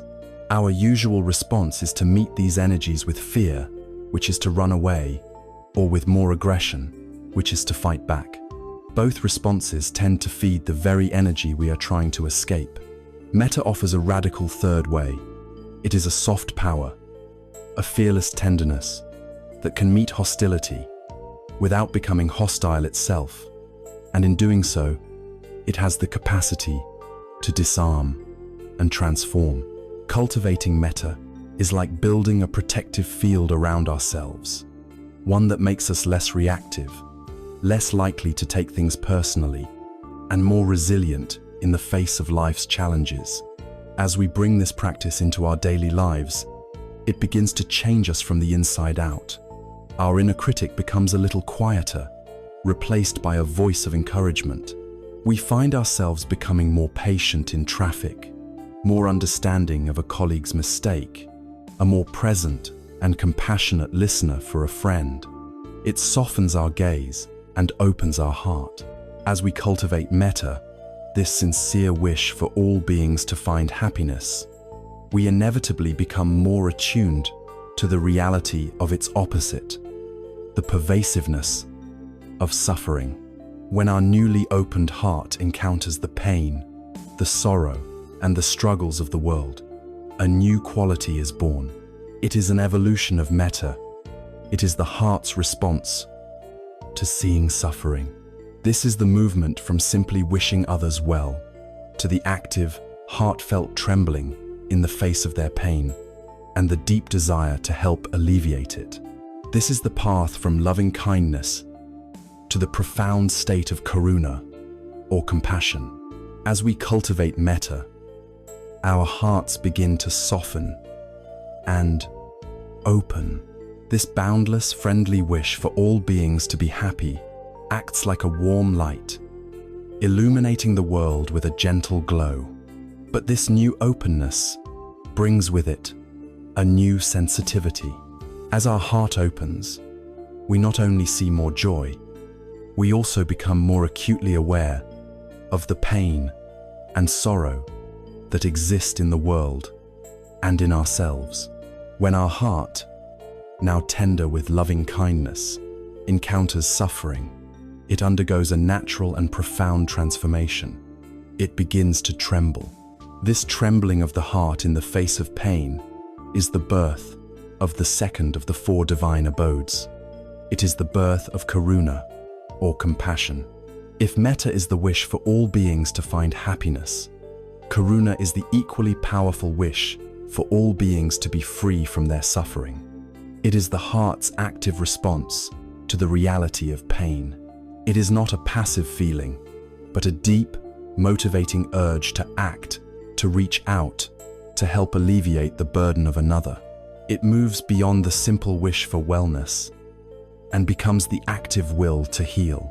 Karuna is the recognition of our shared vulnerability, the understanding that every living being, just like us, wants to be free from pain. It is essential, however, to distinguish true compassion from its two near-enemy states of mind that look like compassion but are subtly different. The first near-enemy is pity. Pity looks down from above. It creates a separation between the observer and the sufferer. When we feel pity, we are essentially saying, "Oh, you poor thing, I am so glad I am not in your position." Pity maintains the wall between me and you. It reinforces our sense of being separate and perhaps even superior. Karuna, in contrast, feels with another. It tears down the wall. It recognizes the shared humanity in the experience of suffering and says, "I understand. I am with you in this." It is a connection between equals. The second near enemy is what is sometimes called empathic distress or idiot compassion. This is the state of being so overwhelmed by another's suffering that we become paralyzed and useless. We get so lost in their pain that it becomes about our own emotional reaction. It is like seeing someone drowning and, instead of throwing them a rope from the safety of the shore, we jump in and begin to drown alongside them. While it may come from a good place, it helps no one. True karuna requires a heart that is both soft and strong. It is the capacity to stay present with suffering, to feel it fully, without being consumed by it. The heart trembles with empathy, but the mind remains clear, resilient, and ready to help in a wise and effective way. Like metta, karuna is not just for others. The practice of self-compassion is a cornerstone of a resilient mind. In a culture that often glorifies perfection and relentless self-criticism, learning to direct karuna inward is a revolutionary act. When we make a mistake, when we fail, when we feel inadequate, our habitual tendency is to berate ourselves with a harsh inner monologue. Self-compassion is the practice of meeting these moments of failure with the same kindness and understanding we would offer a dear friend. It is not about making excuses for our mistakes, but about creating the inner safety that allows us to acknowledge them, learn from them, and move on without being crushed by shame. When you fail an exam or make an error at work, instead of attacking yourself, you can pause and say, "This hurts. It is painful to fail, but making mistakes is a part of being human." This simple act of self-compassion is what allows us to get back up and try again. It is the ultimate source of courage. The spirit of karuna, in its most boundless and powerful form, is captured in the ancient Jataka tales, stories of the Buddha's previous lives. One of the most famous is the story of the Bodhisattva and the starving tigress. In a past life as a prince, the future Buddha was walking through a forest with his brothers when they came upon a harrowing scene. In a ravine below, a mother tiger had just given birth. She was emaciated, so weak from hunger that she could barely move, and her ribs showed through her skin. Her newborn cubs nuzzled against her, seeking milk she did not have. As the brothers watched in horror, they saw the desperate, crazed look in the tigress's eyes as she glanced at her own offspring. They realized she was on the verge of eating her own cubs to survive. The prince's brothers were repulsed and wanted to flee immediately, but the Bodhisattva's heart was pierced with an unbearable compassion. He felt the agony of the mother, driven to the brink of an unthinkable act by starvation. He felt the terror of the helpless cubs, their lives hanging by a thread. His heart trembled for them all. He knew he had to act, but what could he do? Searching for other food would take far too long. He realized with stark clarity that only an immediate offering of flesh could save both the mother and her children. He quietly urged his brothers to go on ahead. Once alone, he looked at the tigress, so weak she could not even pounce. With a heart full of compassion and a mind free of fear, the Bodhisattva lay down on the edge of the ravine and offered his own body, his own life, to the starving mother. He made the ultimate sacrifice, driven not by a sense of duty, but by the overwhelming active will to end the suffering he was witnessing. This story is not a literal instruction for us to follow. It is a powerful metaphor for the limitless potential of a compassionate heart. It illustrates the spirit of true karuna, which is the willingness to give of oneself for the sake of another's well-being.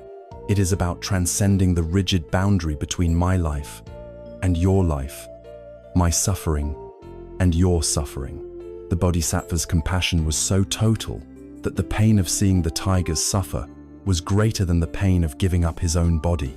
Most importantly, the story shows that compassion is not a passive feeling. It is a verb. It is a motivating force that leads to courageous action. How do we practice this profound quality in our own ordinary lives?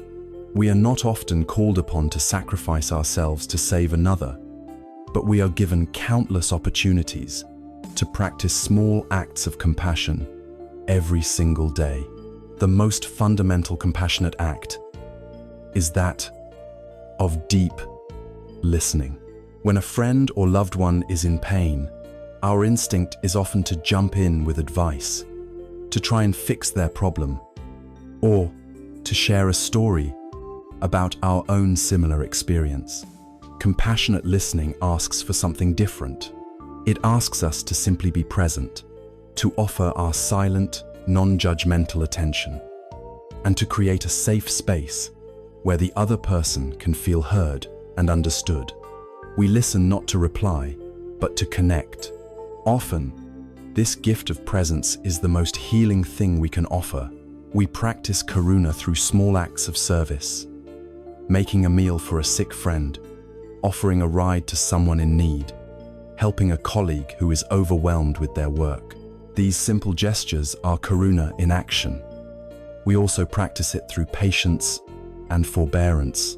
When someone in our life acts out, a family member is irritable, a stranger is rude, your first reaction is often anger or judgment. A compassionate response is to try and see the suffering behind the behavior. It doesn't excuse the action, but it allows us to see the person as a fellow suffering being, caught in their own confusion, and this prevents us from adding more anger into the world. Through the cultivation of metta, our heart learns to open to joy. Through the cultivation of karuna, it learns to stay open in the face of pain. We are training ourselves to be with the full spectrum of human experience, the light and the dark, with a steady, kind, and courageous heart. Having learned to rejoice in the happiness of others and to feel with their sorrow, a new capacity begins to emerge. What happens in our heart when we witness the success, the good fortune, and the joy of another person? The ordinary, untrained mind might feel a twinge of jealousy or comparison, but a heart trained in these divine abodes has access to a much sweeter state. It has the ability to feel a genuine, selfless, and uplifting joy in the happiness of others. This is the third of the 4 divine abodes. It is the practice of mudita, or sympathetic joy. We have now explored the first 2 great qualities of the awakened heart. With metta, or loving kindness, we cultivate a boundless wish for all beings to be happy and well.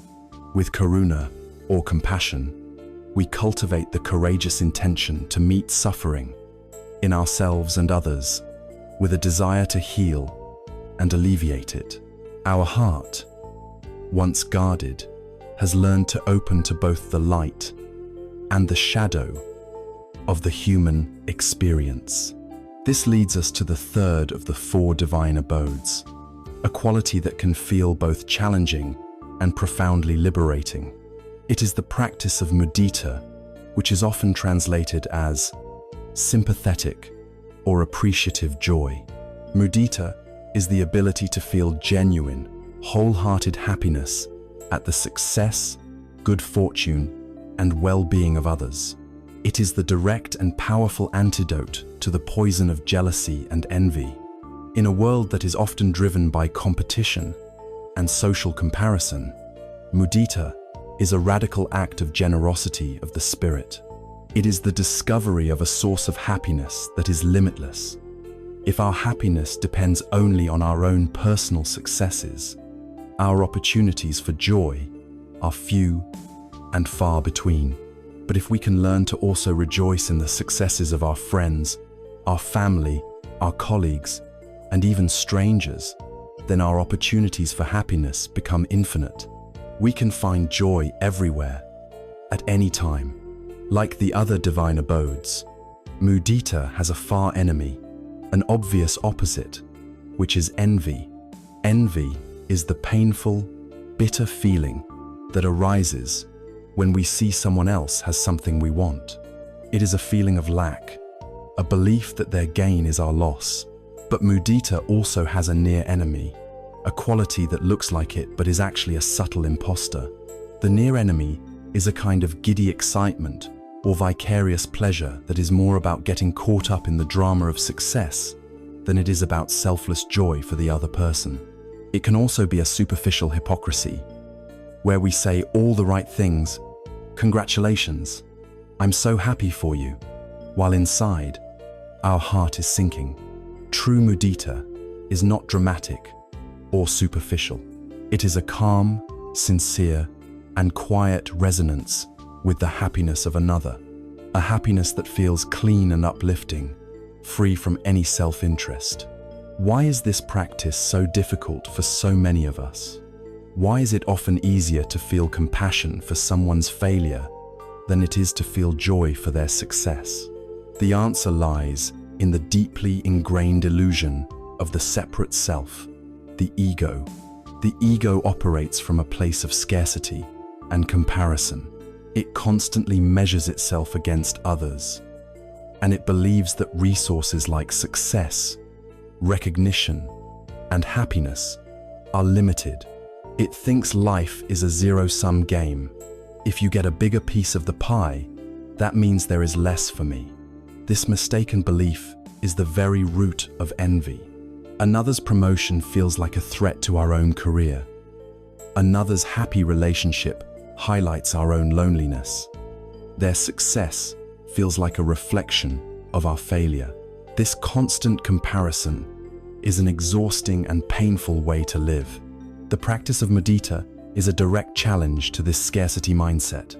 It is an exercise in weakening the grip of the ego and opening to a reality of abundance.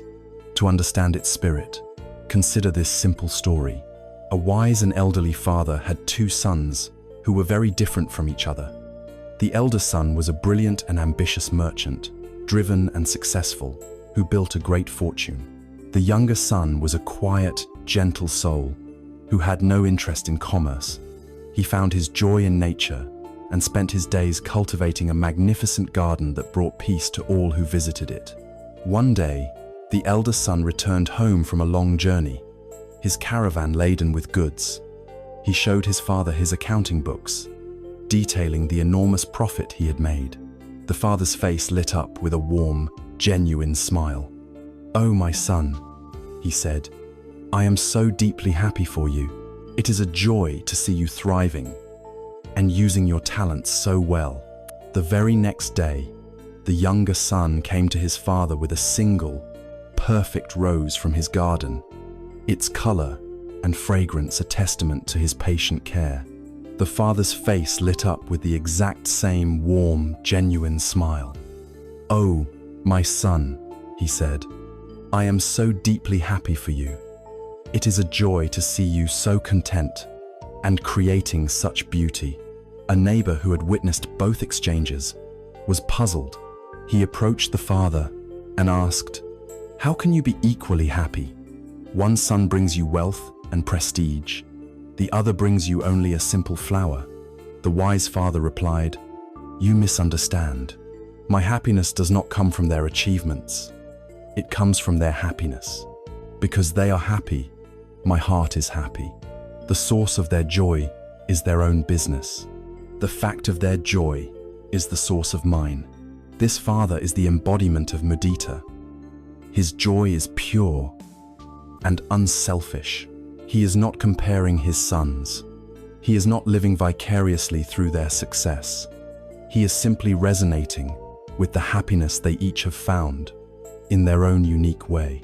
He has stepped outside the prison of comparison and into the open field of shared joy. So how do we cultivate this rare and beautiful quality in our own hearts? We begin, as always, in small, manageable steps. Start with someone close to you, someone you love dearly, whose success is easy to celebrate. When your partner gets a promotion, when your child masters a new skill, when your best friend shares good news, don't let the moment pass unconsciously. Pause. Consciously bring your attention to the feeling of happiness you feel for them. Savor it. Let it fill you. You can even name it silently in your mind. This is mudita. I am feeling joy for another's good fortune. Then, you can gradually widen the circle. Extend the practice to your colleagues, your neighbors, your acquaintances. When you hear that someone you know has had something good happen in their life, make a conscious effort to feel genuine happiness for them. This directly counteracts the mind's tendency to either ignore it or to feel a pang of envy.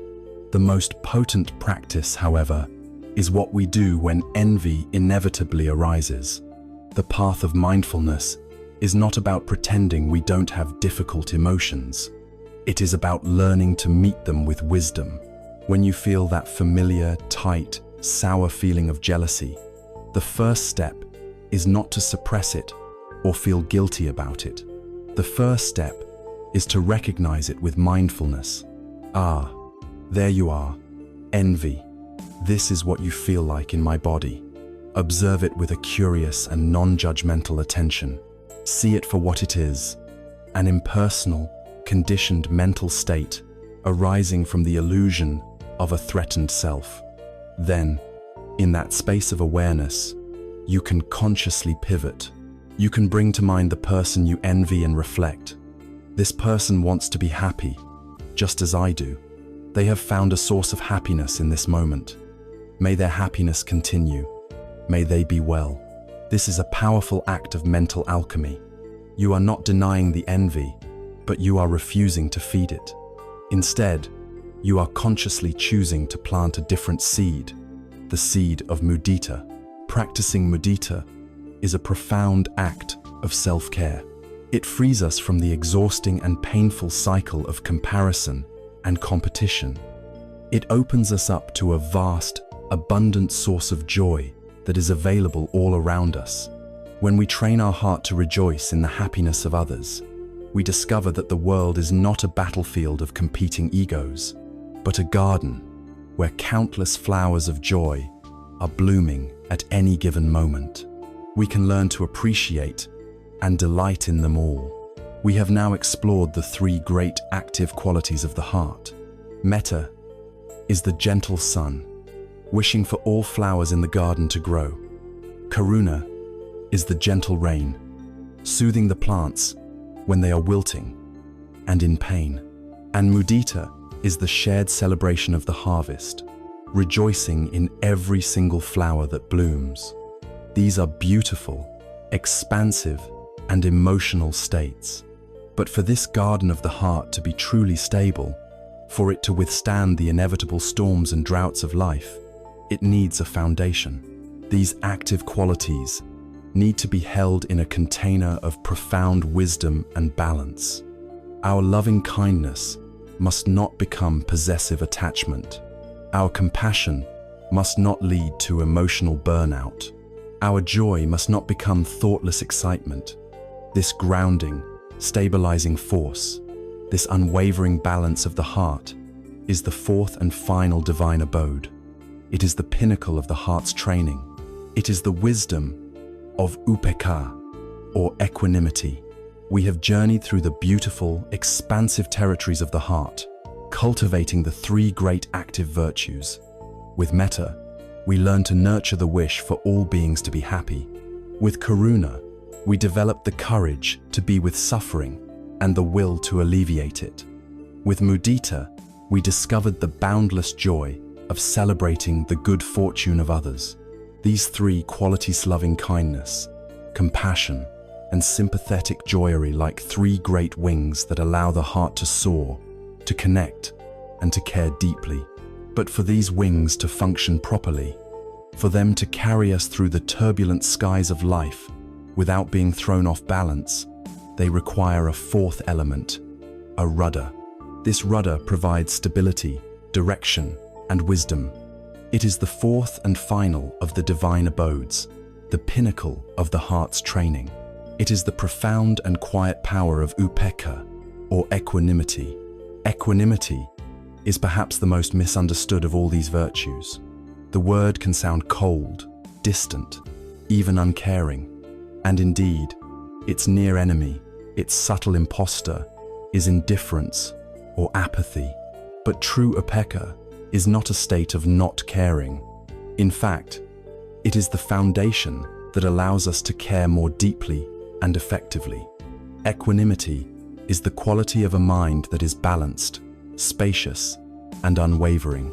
It is a profound inner stillness that allows us to experience the full spectrum of life, the pleasant and the painful, the joyous and the sorrowful, without being knocked off our center. It is not about suppressing our feelings, but about holding them in a vast, loving awareness that is larger than the feelings themselves. Imagine a great, ancient mountain. Throughout the year, it is subjected to every kind of weather.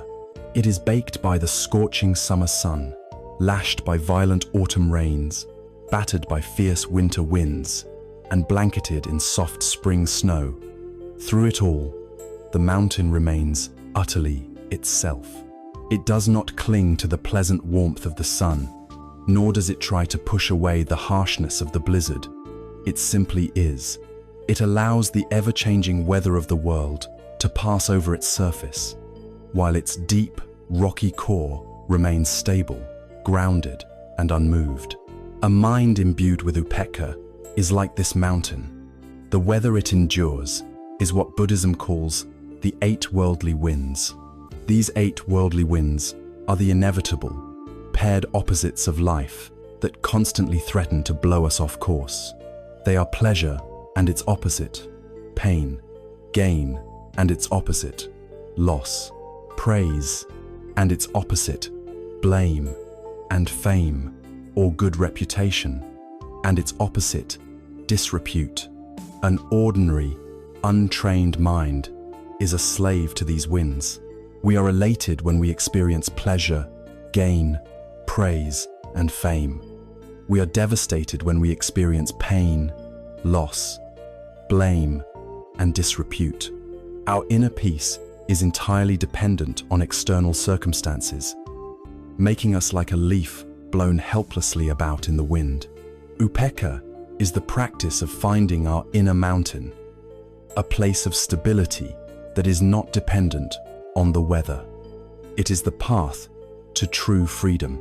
The spirit of Upekkha is beautifully captured in a classic Zen story. Two monks, one senior and one junior, were on a long pilgrimage. Their journey took them to the bank of a swollen river, where a young woman stood, dressed in fine silks, looking distressed. The current was too strong for her to cross on her own. The monastic vows these monks had taken were strict and included a rule forbidding them from making physical contact with a woman. The junior monk, seeing the situation, stood back, unsure of what to do. The senior monk, however, wordlessly walked up to the woman, bent down, and gestured for her to climb onto his back. He then carefully waded through the powerful current, carrying her across the river. He set her down gently on the far bank, bowed, and continued on his journey without a word. The junior monk was utterly scandalized. He hurried to catch up, his mind a storm of judgment and agitation. For the next several hours, he walked in silence behind his senior, but his mind was screaming. He replayed the scene over and over, fuming at what he saw as a shocking violation of their sacred vows. The longer he walked, the heavier his anger and confusion became. Finally, as evening approached, he could bear it no longer. He rushed up beside the senior monk and burst out, "Brother, how could you do that? You know our rules. We are forbidden from even touching a woman. How could you so blatantly break your vows and carry her across that river?"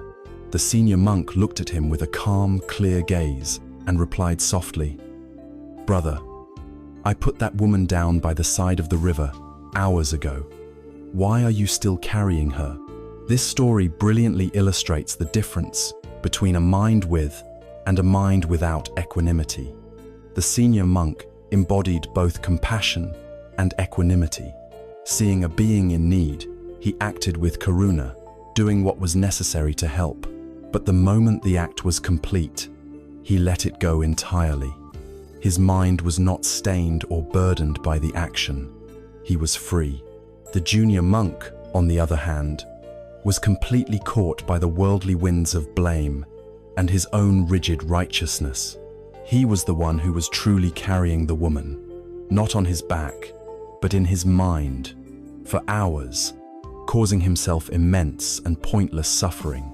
His lack of upekkha turned a simple act of help into a heavy, toxic burden.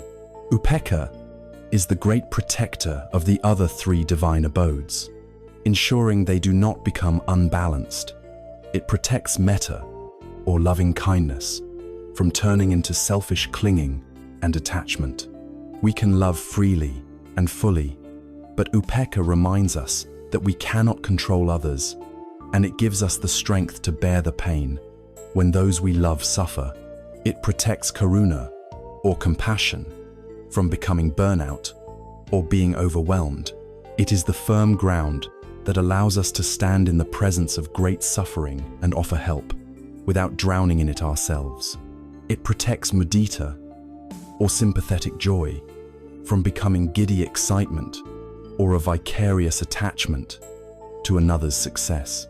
Upekkha is the spacious, wise container that holds all the other emotions, allowing them to arise, do their work, and pass away without hijacking our minds. It is the wisdom of the mind providing balance for the energy of the heart. How then do we cultivate this profound balance? It grows from deep reflection, particularly on the laws of karma and anicca. We cultivate upekkha by contemplating that all beings are the owners of their own karma. They are the heirs to their actions. We can love them, we can help them, but we cannot live their lives for them or save them from the consequences of their choices. This understanding helps us to let go of our arrogant need to control and fix everyone. We learn the wisdom of knowing our limits. We also cultivate upekkha by seeing anicca, impermanence, in everything. We see that pleasure is fleeting, but so is pain. Gain is temporary, but so is loss. Praise is ephemeral, and so is blame. By seeing the transient nature of all these states, we stop clinging to one side and pushing away the other. We learn to rest in the vast, peaceful ocean, rather than being tossed about by its temporary waves. With upekkha, our training of the heart is complete. We have the warmth of metta, the courage of karuna, the joy of mudita, and the profound balance of upekkha. We have a complete inner toolkit, a spiritual resilience that allows us to meet the world with both an open heart and a steady mind. We are no longer a helpless leaf in the wind. We have found our inner mountain. Now, with these powerful internal resources cultivated and ready, we can turn our attention to the challenges of the external world.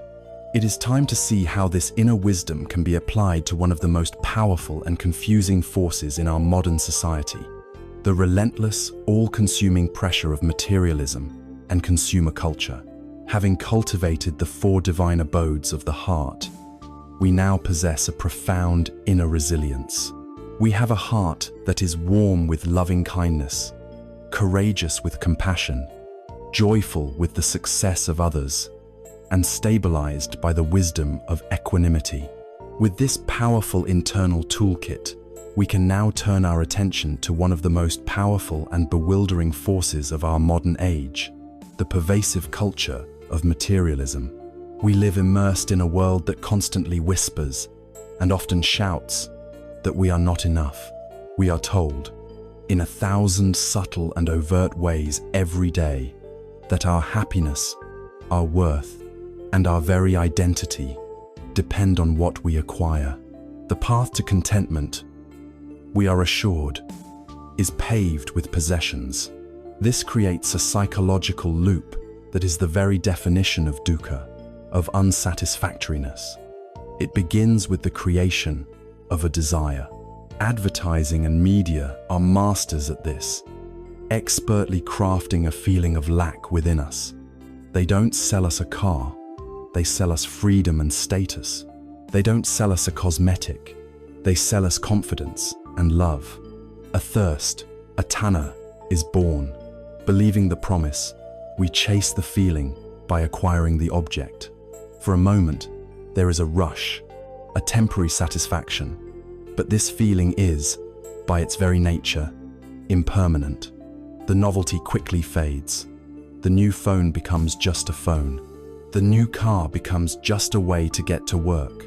The underlying feeling of lack, which was never truly addressed, resurfaces, and our eyes begin to scan the horizon for the next thing, the next purchase that will finally make us whole. This is the hedonic treadmill. We are running faster and faster, accumulating more and more, yet remaining in the exact same place emotionally. The wisdom of the Buddha offers a radical alternative. It suggests that true abundance is not found in having more, but in wanting less. It presents the principle of Theodok Trituk, which means contentment with little. This is not a call for a life of bleak poverty or harsh self-denial. It is not about feeling guilty for having nice things. It is about a profound shift in perspective. It is the discovery that happiness that depends on external objects is fragile and fleeting. True, stable happiness must come from an internal source. Contentment is not about renouncing the world, but about liberating ourselves from our dependence on it.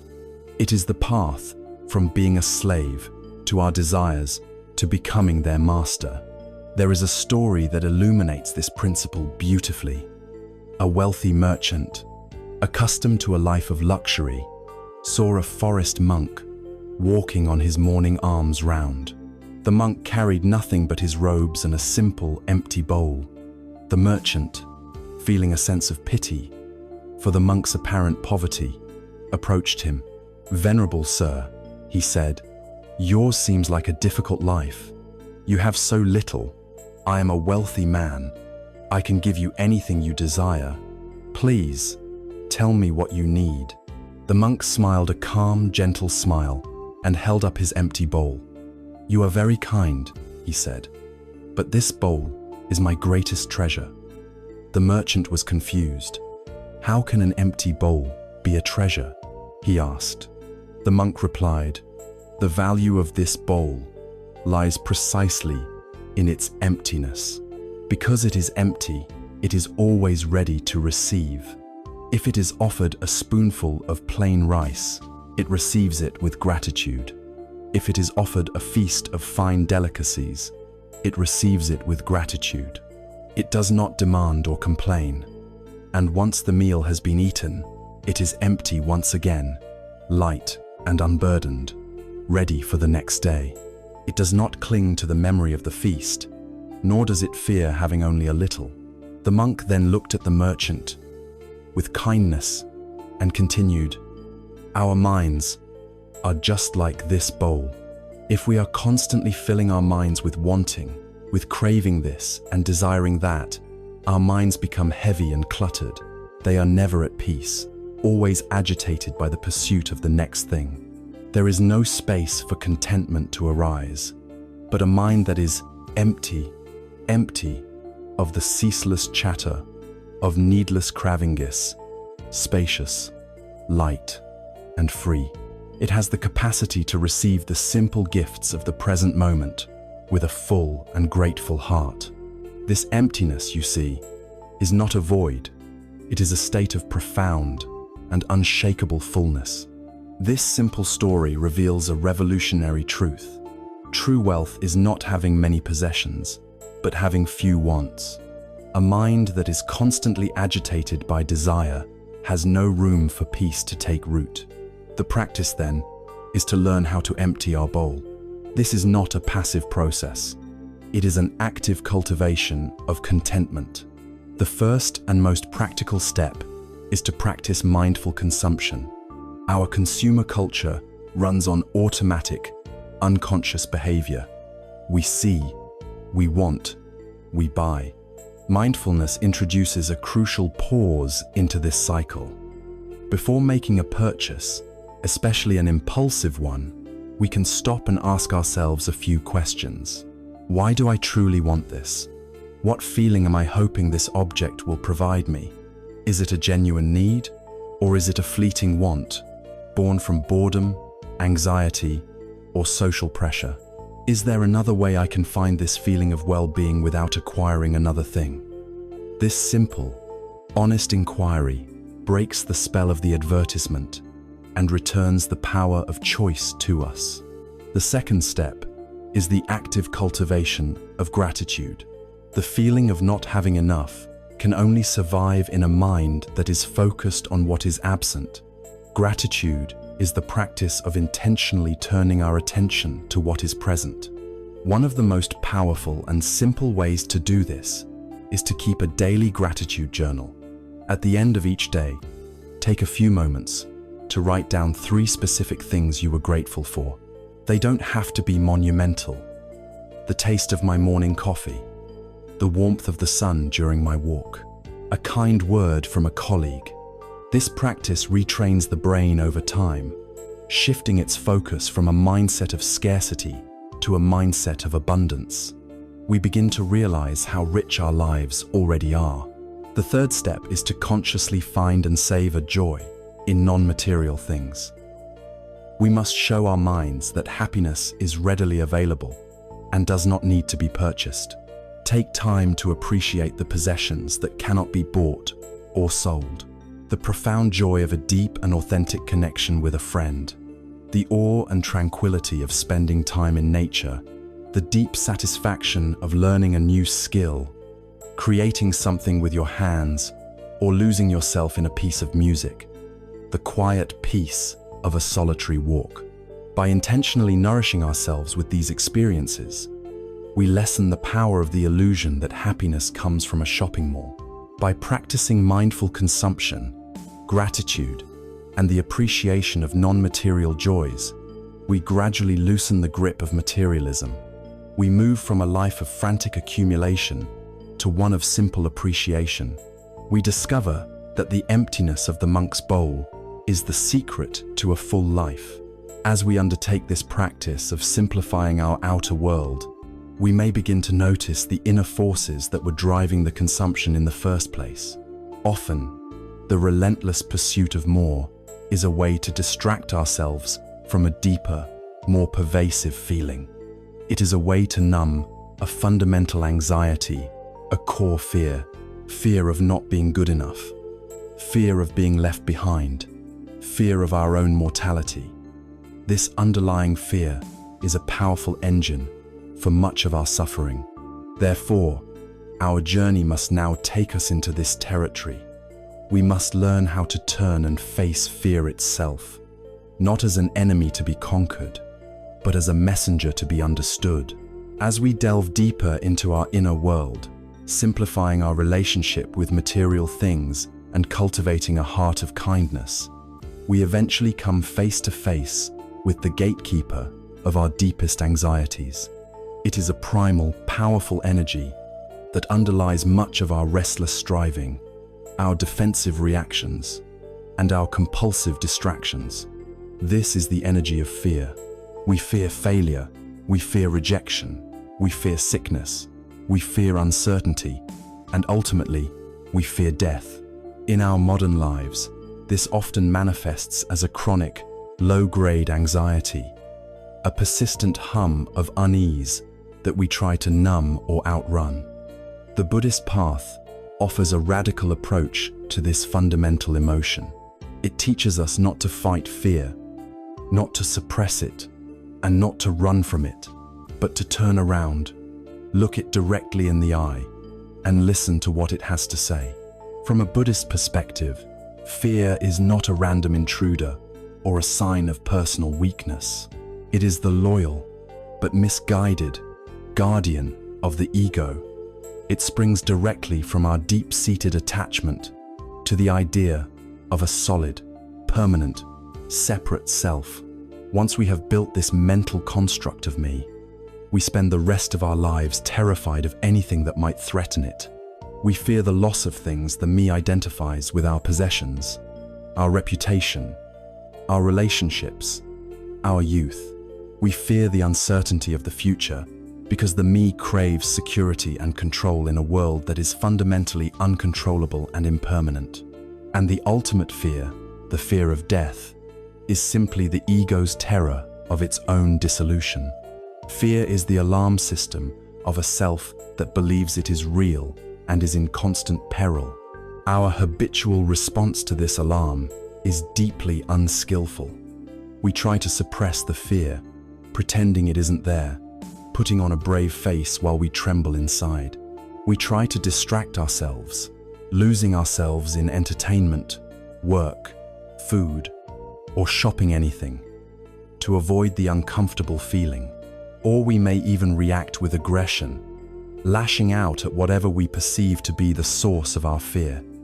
But all of these strategies are forms of running away. And the more we run from the monster in the basement, the larger and more terrifying it becomes in our imagination. The path to freedom lies in the opposite direction. It lies in the courage to stop, turn around, and walk calmly down the stairs to see what is actually there. This process of turning towards our fear is a practice of mindfulness and compassion. When a wave of fear or anxiety arises, the first step is not to engage with the story in your head, but to connect with your body. Fear is a powerful physical experience: a racing heart, shallow breathing, a tightness in the chest, a knot in the stomach. The first instruction is to gently bring your awareness to your breath. Without forcing it, begin to make your exhalation a little longer and slower than your inhalation. This simple act sends a signal to your nervous system that you are safe, counteracting the body's instinctive fight or flight response. You are creating a stable vessel before you attempt to navigate the storm. Once the body is a little calmer, you can then turn your attention to the fear itself, not as an enemy, but as a subject of gentle curiosity. Where do you feel it in your body? Is it hot or cold? Is it vibrating or solid? You are not judging it or trying to make it go away. You are simply observing it as a raw, physical sensation. Then, you can notice the thoughts that are accompanying the feeling. Observe them as you would clouds passing in the sky. The what if thought has arisen. There is the thought of past failure. By separating the raw sensation from the mental storyline, you create space. You begin to see that you are not the fear. You are the spacious awareness in which the feeling of fear is arising and passing.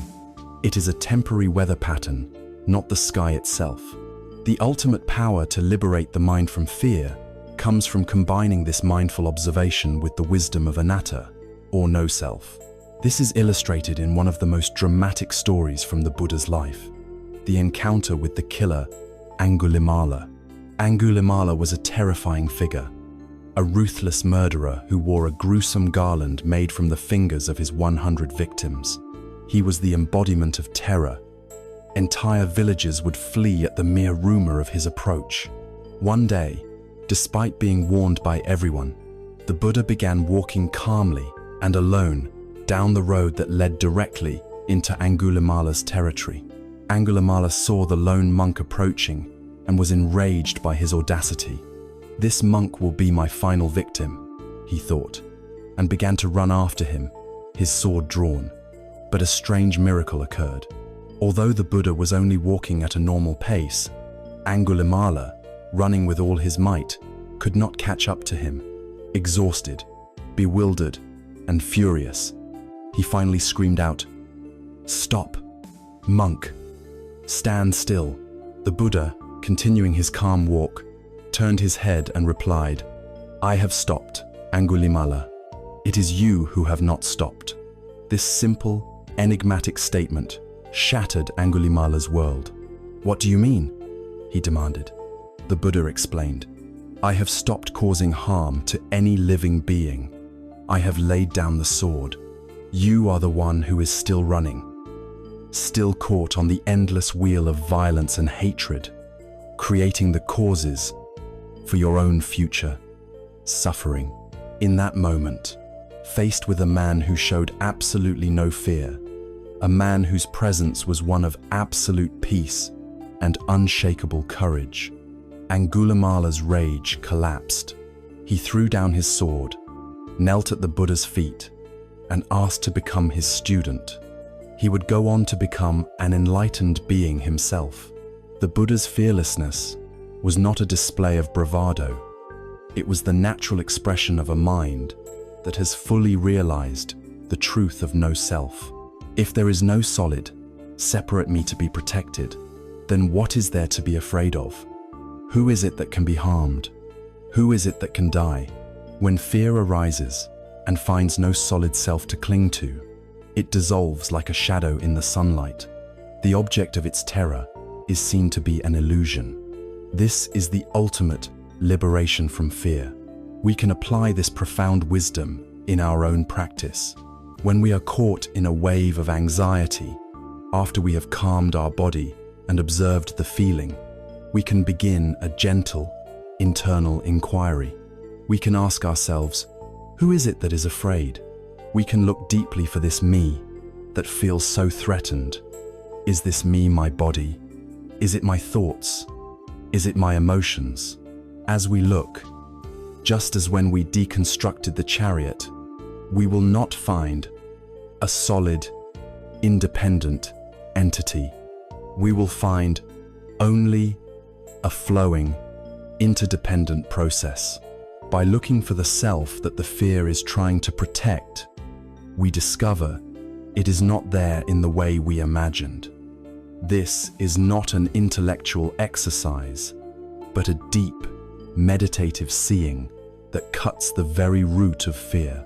We learn, through this practice, to meet fear not as a solid wall, but as a transparent energy. We offer it the kindness of our attention and the wisdom of our insight. By doing so, we no longer need to live our lives in service to it. We have faced the gatekeeper in our own mind and discovered that it is merely a shadow. Having looked deeply into the inner world of emotion, learning to transform even the most difficult states, we can now turn our attention to how our inner world shapes our outer reality. We will explore how our intentions manifest as actions, and how those actions create the very fabric of our lives. This is the journey into understanding the vital and often misunderstood law of ethical cause and effect, the law of karma. Having journeyed deep into the inner landscape of the mind and heart, learning to work with powerful emotions like fear, we now turn to a principle that bridges our inner world with our outer reality.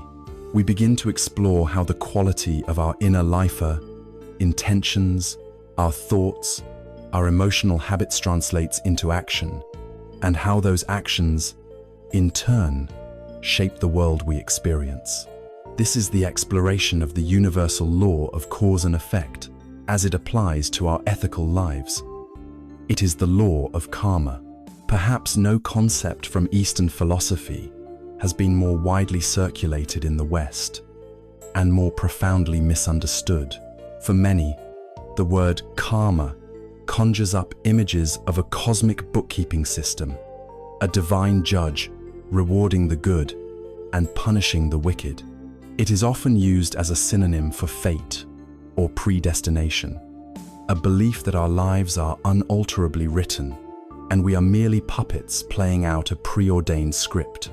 This fatalistic view is a complete distortion of the teaching. It is, in fact, the very opposite of what the law of karma truly represents.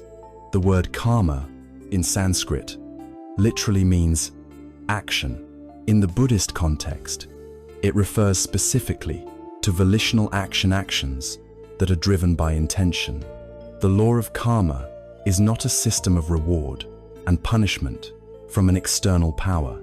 It is a natural law, as impersonal and reliable as the law of gravity.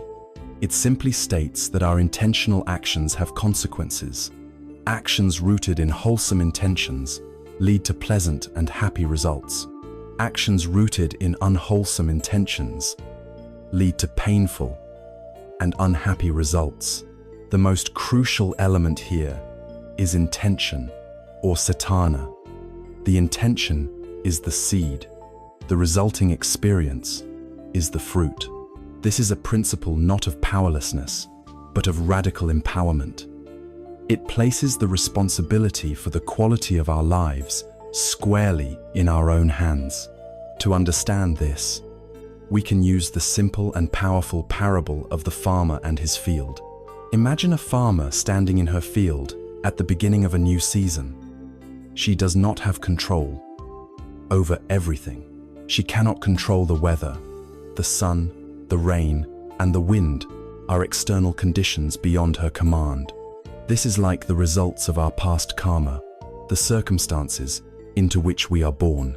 She also cannot instantly change the fundamental quality of the soil she has been given, but she has absolute, undeniable power over one thing: the seeds she chooses to plant in her field today. This choice is her present moment volitional action. If she, with clear intention and diligent effort, chooses to sow seeds of healthy, nourishing wheat, then in due time, when the conditions are right, she will harvest wheat. If, on the other hand, she is careless and allows the seeds of toxic weeds to fall and take root, or if she actively plants thorn bushes, she will inevitably harvest a field of weeds and thorns. She cannot plant thorns, and then, when the harvest comes, complain to the universe that she did not get wheat. The harvest is a natural, predictable consequence of the seeds that were sown. We are all this farmer. Our mind is the field. The unchangeable weather and soil conditions are the results of our past actions and the circumstances of our lives.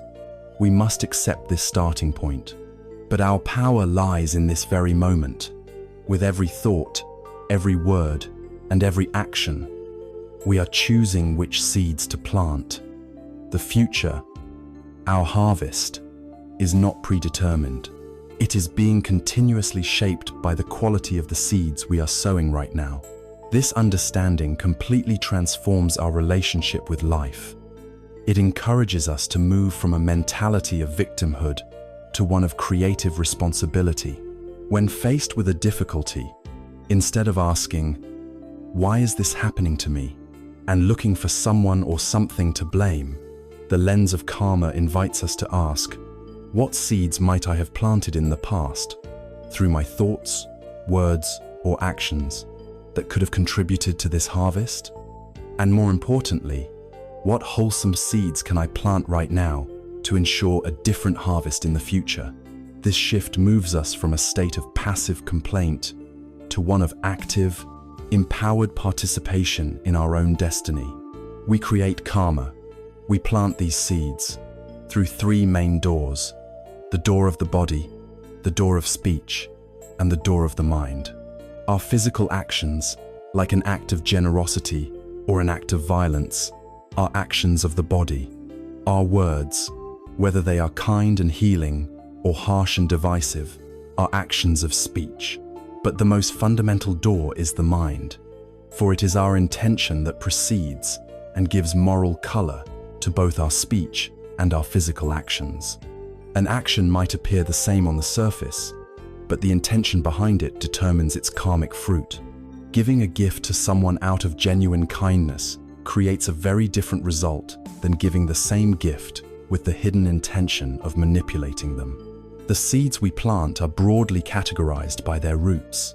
Unwholesome actions, which lead to suffering, are those rooted in the three poisons we have discussed: greed, the grasping mind that always wants more; hatred, the aversive mind that pushes away what it doesn't like; and delusion, the confused mind that does not see reality clearly.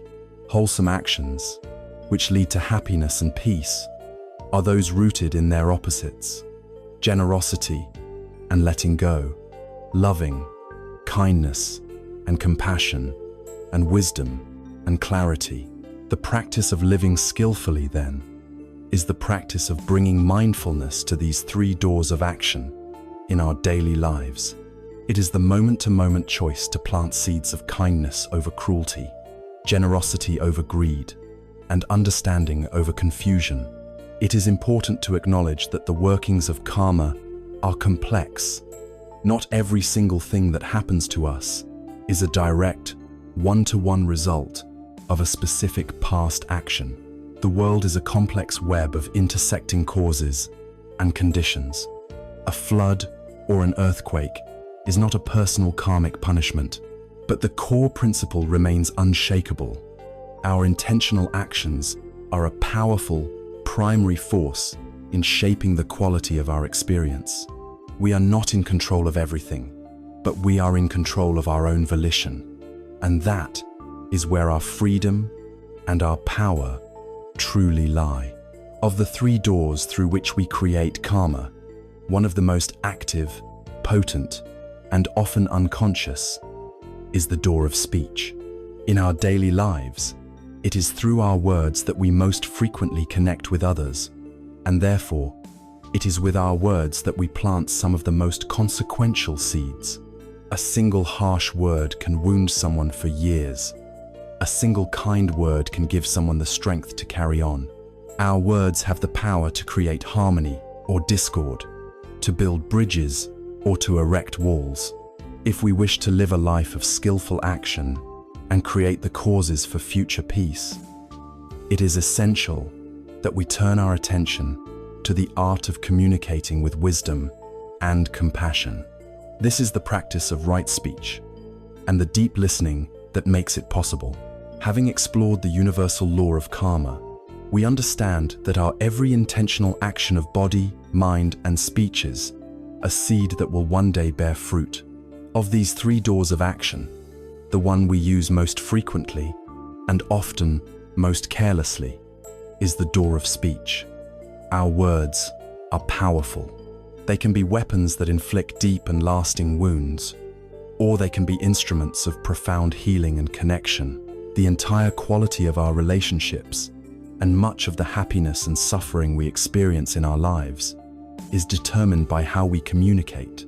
The Buddhist path, therefore, places great emphasis on cultivating the art of wise communication. This is the practice of the third factor of the Eightfold Path, right speech, and its essential partner, deep listening. Right speech, or samavaka, is far more nuanced than the simple injunction, "Do not lie." It is a comprehensive guide to using our words in a way that creates harmony rather than discord, clarity rather than confusion. It consists of four key aspects. The first is to abstain from false speech. At its most basic, this means telling the truth, but it goes deeper. It means avoiding any form of deception, including exaggeration, making promises we don't intend to keep, or presenting a false image of ourselves to win approval. It is a commitment to authenticity and integrity in our communication. The second aspect is to abstain from slanderous or divisive speech. This is the kind of speech that sets one person against another. It is gossip, spreading rumors, speaking ill of someone behind their back, or using words to create factions and disharmony. It is the recognition that when we use our words to attack another, we are poisoning our own mind and the social fabric around us. The opposite of divisive speech is speech that reconciles, that builds bridges, that encourages understanding and harmony between people. The third aspect is to abstain from harsh speech. This includes the obvious forms of verbal abuse, yelling, insulting, cursing, and belittling. But it also includes the more subtle, but equally painful, forms of verbal violence, biting sarcasm, cynical remarks, and passive-aggressive comments. Harsh speech comes from a place of anger and aversion, and it always causes pain. The practice of right speech is to consciously choose words that are gentle, kind, and pleasant. Words that uplift rather than crush the spirit of the listener. The fourth and final aspect is to abstain from idle chatter. This is speech that is aimless and pointless. It is chatter that fills silence out of nervousness, that wastes our own time and the time of others, and that leads to a scattered and agitated mind. This doesn't mean we can never engage in light-hearted conversation, but it encourages us to speak with a sense of purpose and meaning, to ask ourselves if our words are contributing something useful to the moment. This may seem like a complex set of rules to remember. To simplify it, we can use a beautiful teaching that suggests we let our words pass through 3 gates before we speak. The first gatekeeper asks, "Is it true?" If the answer is no, the words should not be spoken. If the answer is yes, it proceeds to the second gate, where the gatekeeper asks, "Is it kind?" If it is not kind, it should not be spoken. If it is true and kind, it proceeds to the final gate, where the gatekeeper asks, "Is it necessary? Is it helpful at this time?" Only if our words can pass through all 3 gates should they be allowed to emerge. If we were to practice just this simple filtering in our daily lives, especially in the reactive world of social media and email, we would prevent immense suffering for ourselves and others. However, skillful communication is only half about speaking. The other, perhaps more important half, is about listening.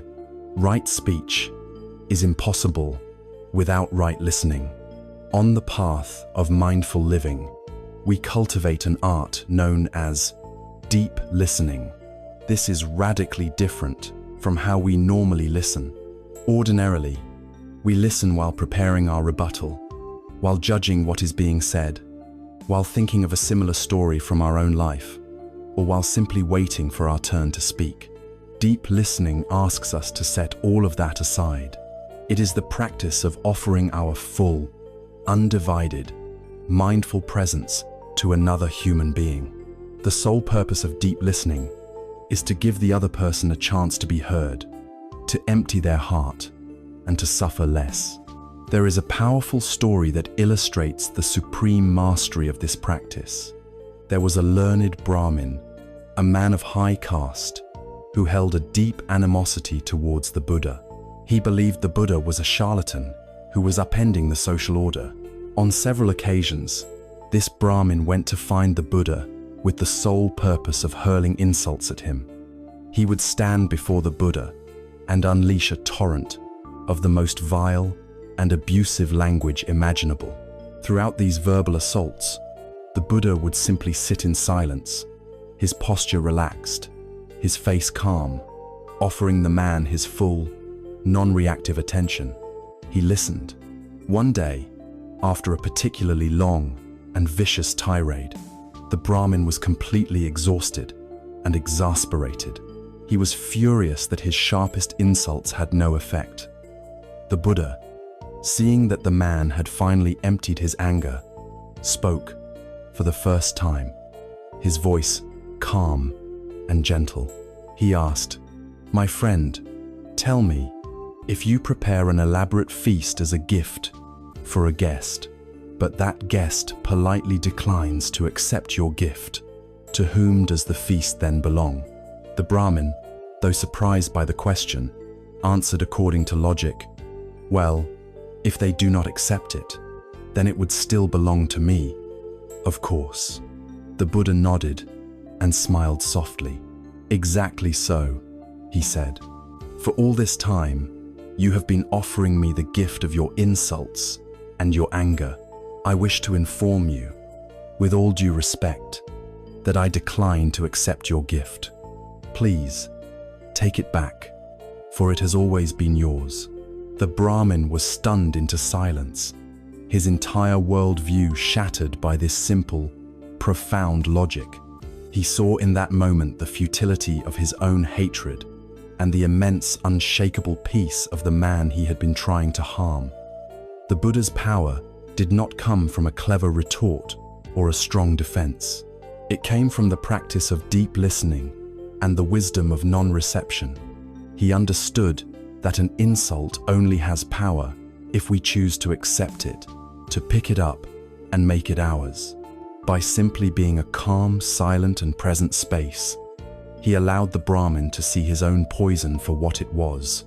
This is the potential we have in all of our relationships. By practicing right speech, we learn to stop planting the seeds of discord.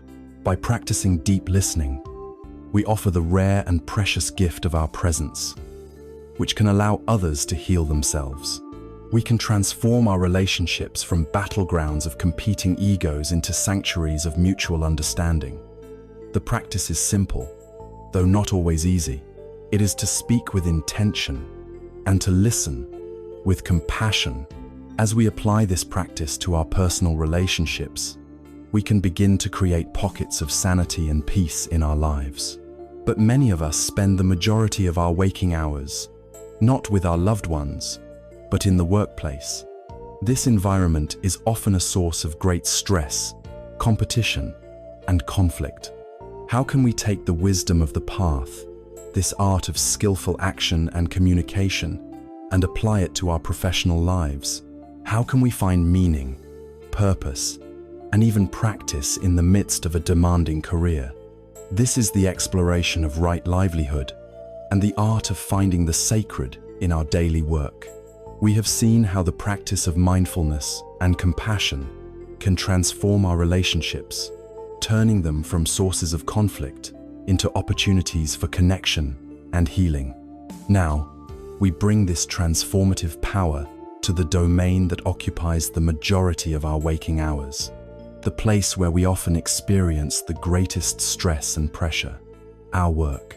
For many, the spiritual life and the professional life exist in two separate, often conflicting worlds.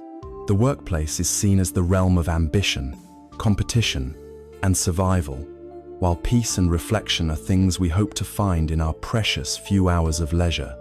The path of wisdom challenges this division. It teaches that any aspect of our life, including our career, can become a fertile ground for practice. This is the exploration of the fifth factor of the path, right livelihood. On its most fundamental level, right livelihood, or sama ajiva, provides an ethical framework for our professional lives. It encourages us to avoid occupations that cause harm to other living beings. Traditionally, this meant avoiding work involved with weapons, the trafficking of human beings, the raising of animals for slaughter, or the selling of intoxicants and poisons. In our modern world, we might extend this to include work that is environmentally destructive, financially predatory, or that profits from deception.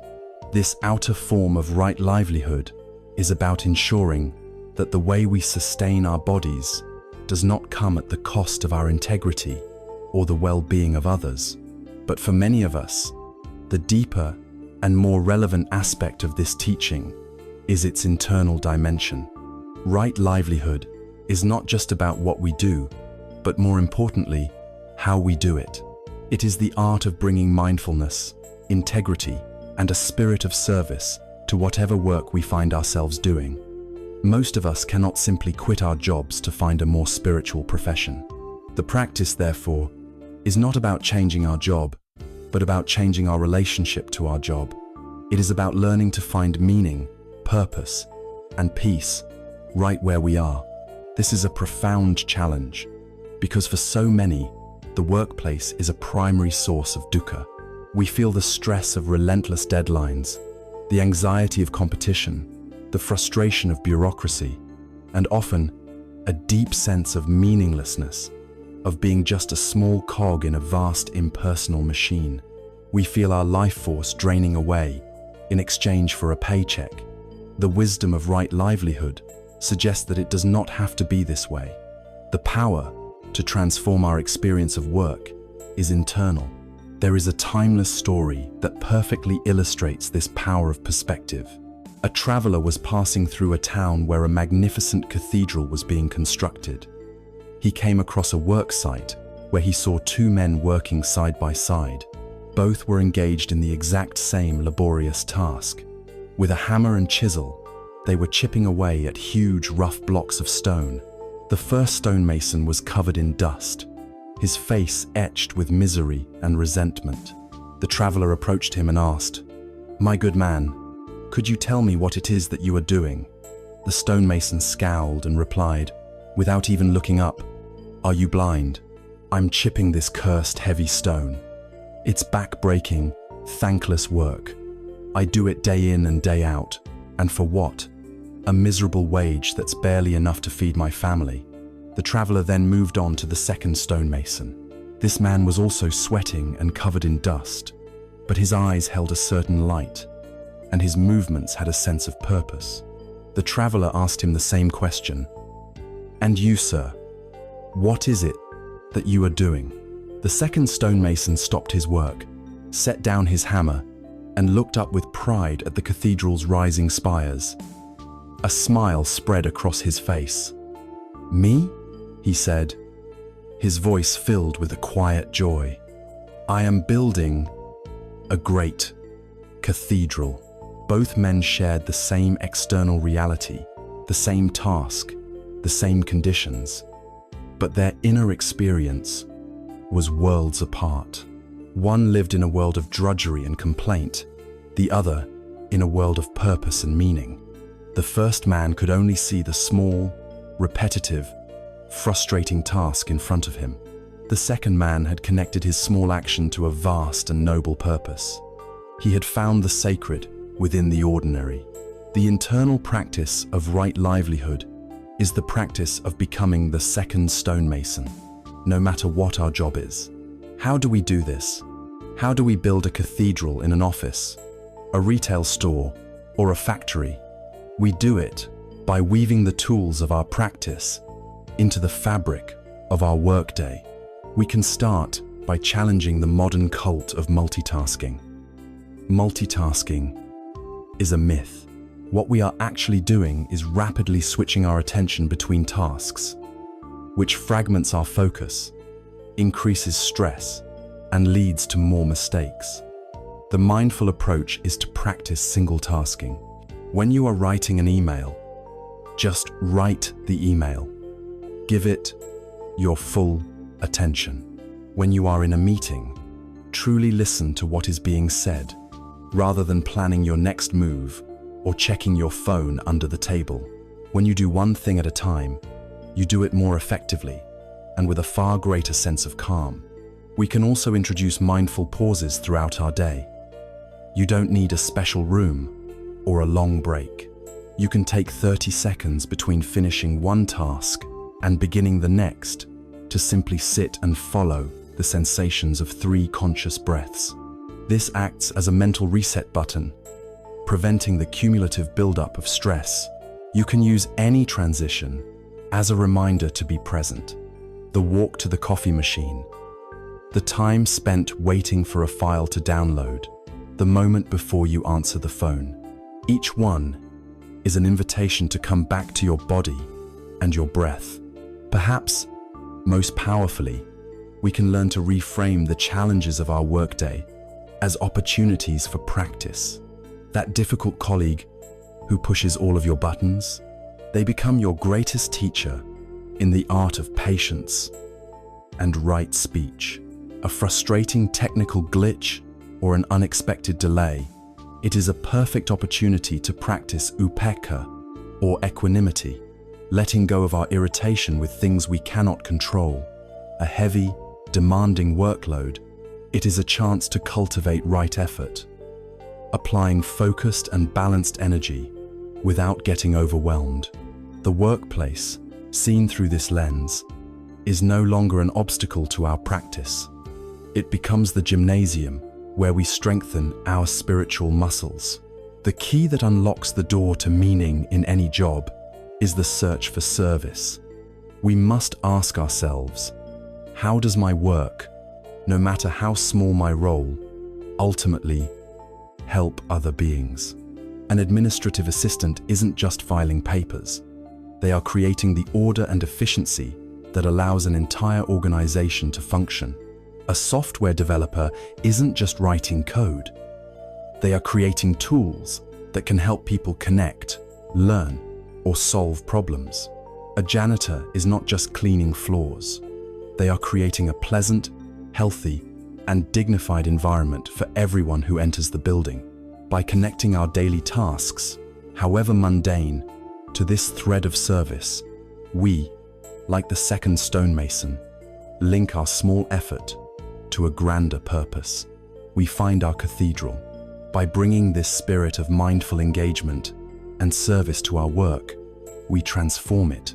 It ceases to be merely a way to make a living and becomes a vital part of our patha, way to make a life.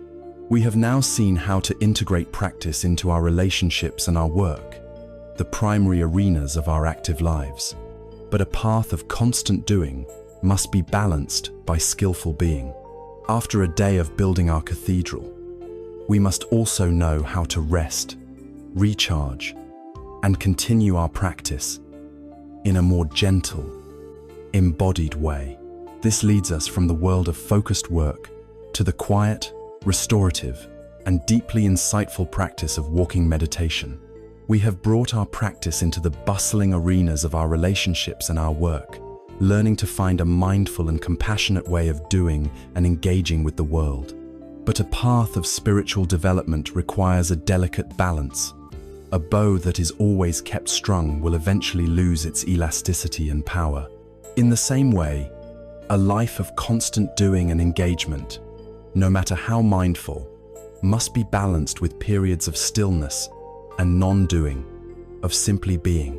After a long day of mental exertion, of sitting at a desk or navigating complex social interactions, our bodies often hold a great deal of accumulated tension, and our minds can feel scattered and fatigued. The path offers a beautiful and gentle way to address this, a practice that bridges the gap between stillness and motion. It is a way to meditate not just with the mind, but with the whole body. This is the practice of walking meditation. When we think of meditation, the image that usually comes to mind is of someone sitting perfectly still on a cushion with eyes closed.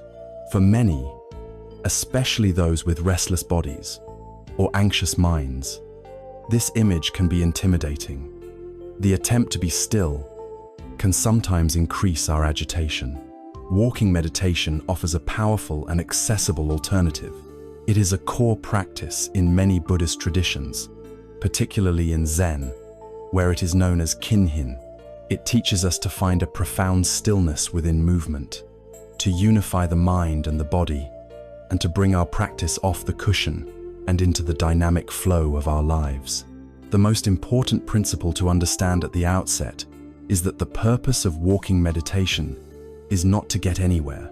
In our ordinary walking, we are always headed for a destination: the car, the office, the store.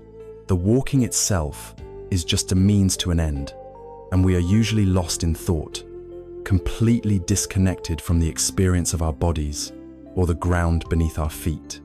In walking meditation, this is reversed. The destination is not some point in the distance.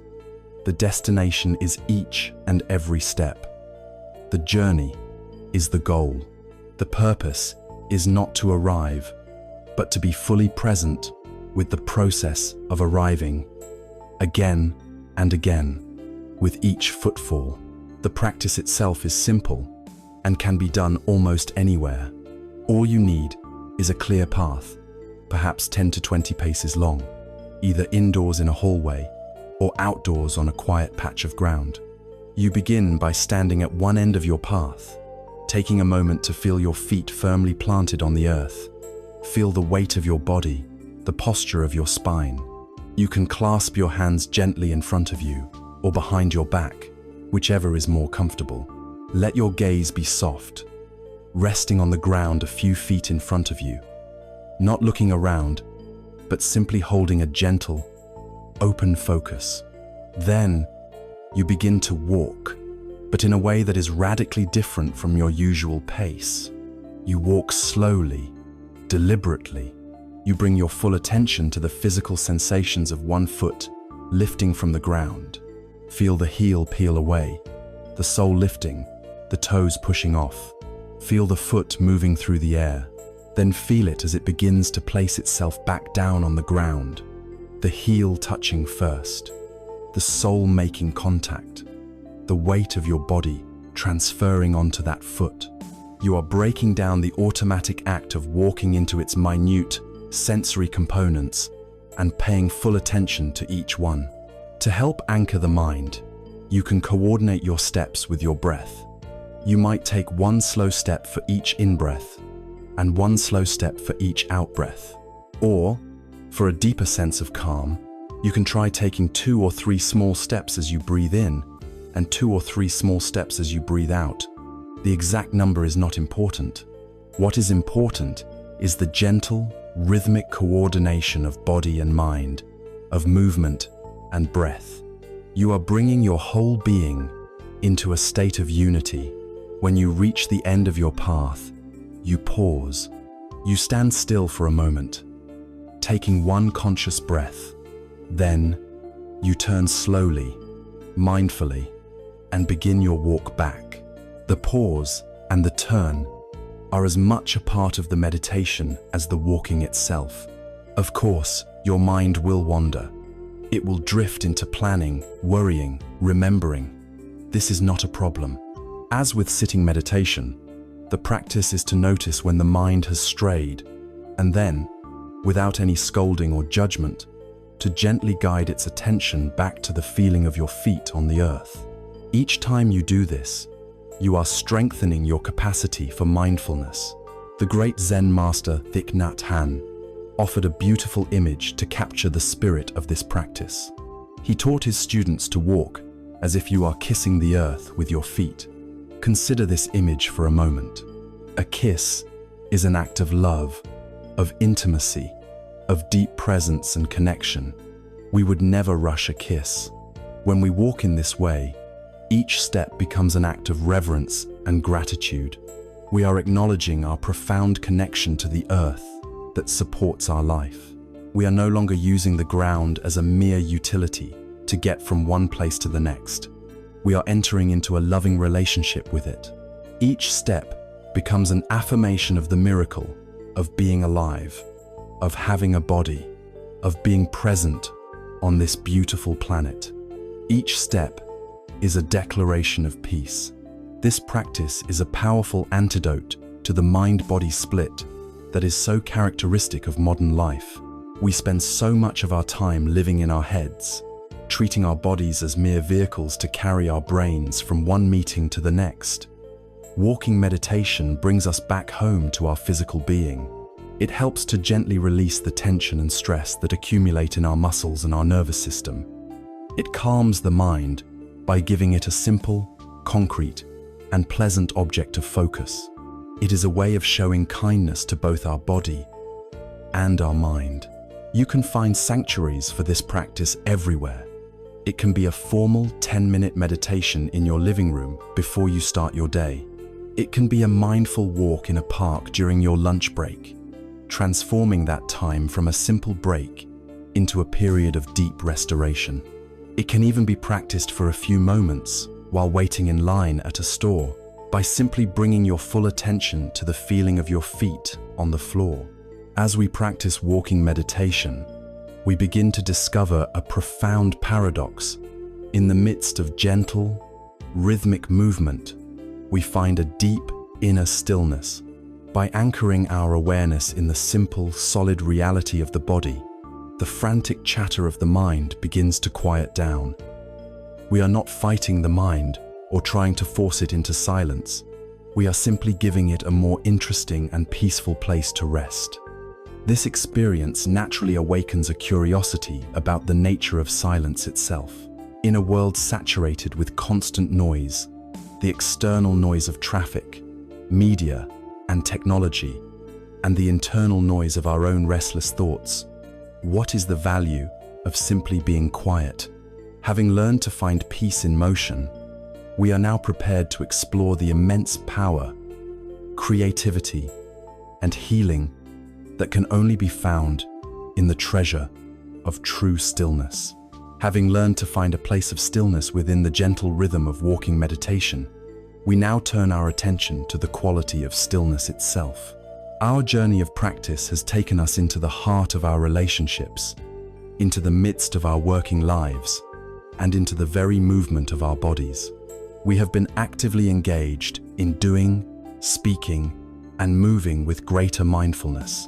But the path of wisdom also requires a deep appreciation for the opposite, for non-doing, for stillness, for silence. In the world we have created, a world of ceaseless noise and relentless stimulation, the deliberate cultivation of silence is not a luxury. It is an act of spiritual survival. We are living in an age of profound noise pollution. This is not just the external noise of traffic, construction, and the constant hum of technology that fills our cities. This outer noise is pervasive enough, making it difficult to find physical quiet. But there is a far more insidious and exhausting noise that follows us everywhere we go, the noise of the inner world. Our minds are being constantly bombarded by a torrent of information. Our smartphones, brilliant tools that they are, have become conduits for a relentless stream of notifications, emails, news alerts, and social media feeds. There is an implicit pressure to be always connected, always available, always responsive. This creates a state of perpetual mental agitation, a fragmentation of our attention, that leaves us feeling drained, anxious, and disconnected from the present moment. Our minds are never truly allowed to come to rest. For many of us, silence has become uncomfortable, even frightening. When the external distractions cease, when we finally put down our phones and turn off the television, we are left alone with ourselves. And what we often find in that quiet is the loud, unruly chatter of our own minds, the chorus of our anxieties, our regrets, our insecurities, and our unresolved conflicts. We have become so accustomed to the outer noise that we use it as a way to numb and distract ourselves from this inner noise. We fear silence because we fear what we might hear when everything else goes quiet. The wisdom of the path invites us to completely reframe our understanding of silence. It is not an empty void to be feared. It is a vast, fertile, and nourishing space to be cultivated. It is the necessary condition for any deep healing, insight, or creativity to occur. Only when the frantic, superficial chatter of the conscious mind is allowed to quiet down can we begin to hear the deeper, more subtle voice of our own intuition, our own heart. Silence is not empty. It is the prerequisite for true fullness. It is the rich, dark soil in which the seeds of wisdom can finally germinate. There is a beautiful and simple analogy that illustrates this perfectly. The story of the muddy lake. Imagine you come to a lake, but the water is completely opaque. It is brown and murky, filled with silt and sediment that has been stirred up by a storm.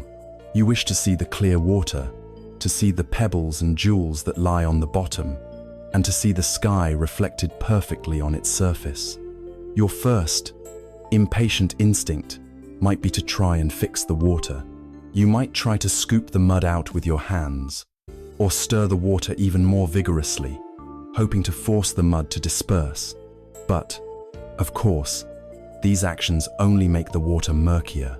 Then, a wise teacher advises you to do the most difficult thing of all: nothing.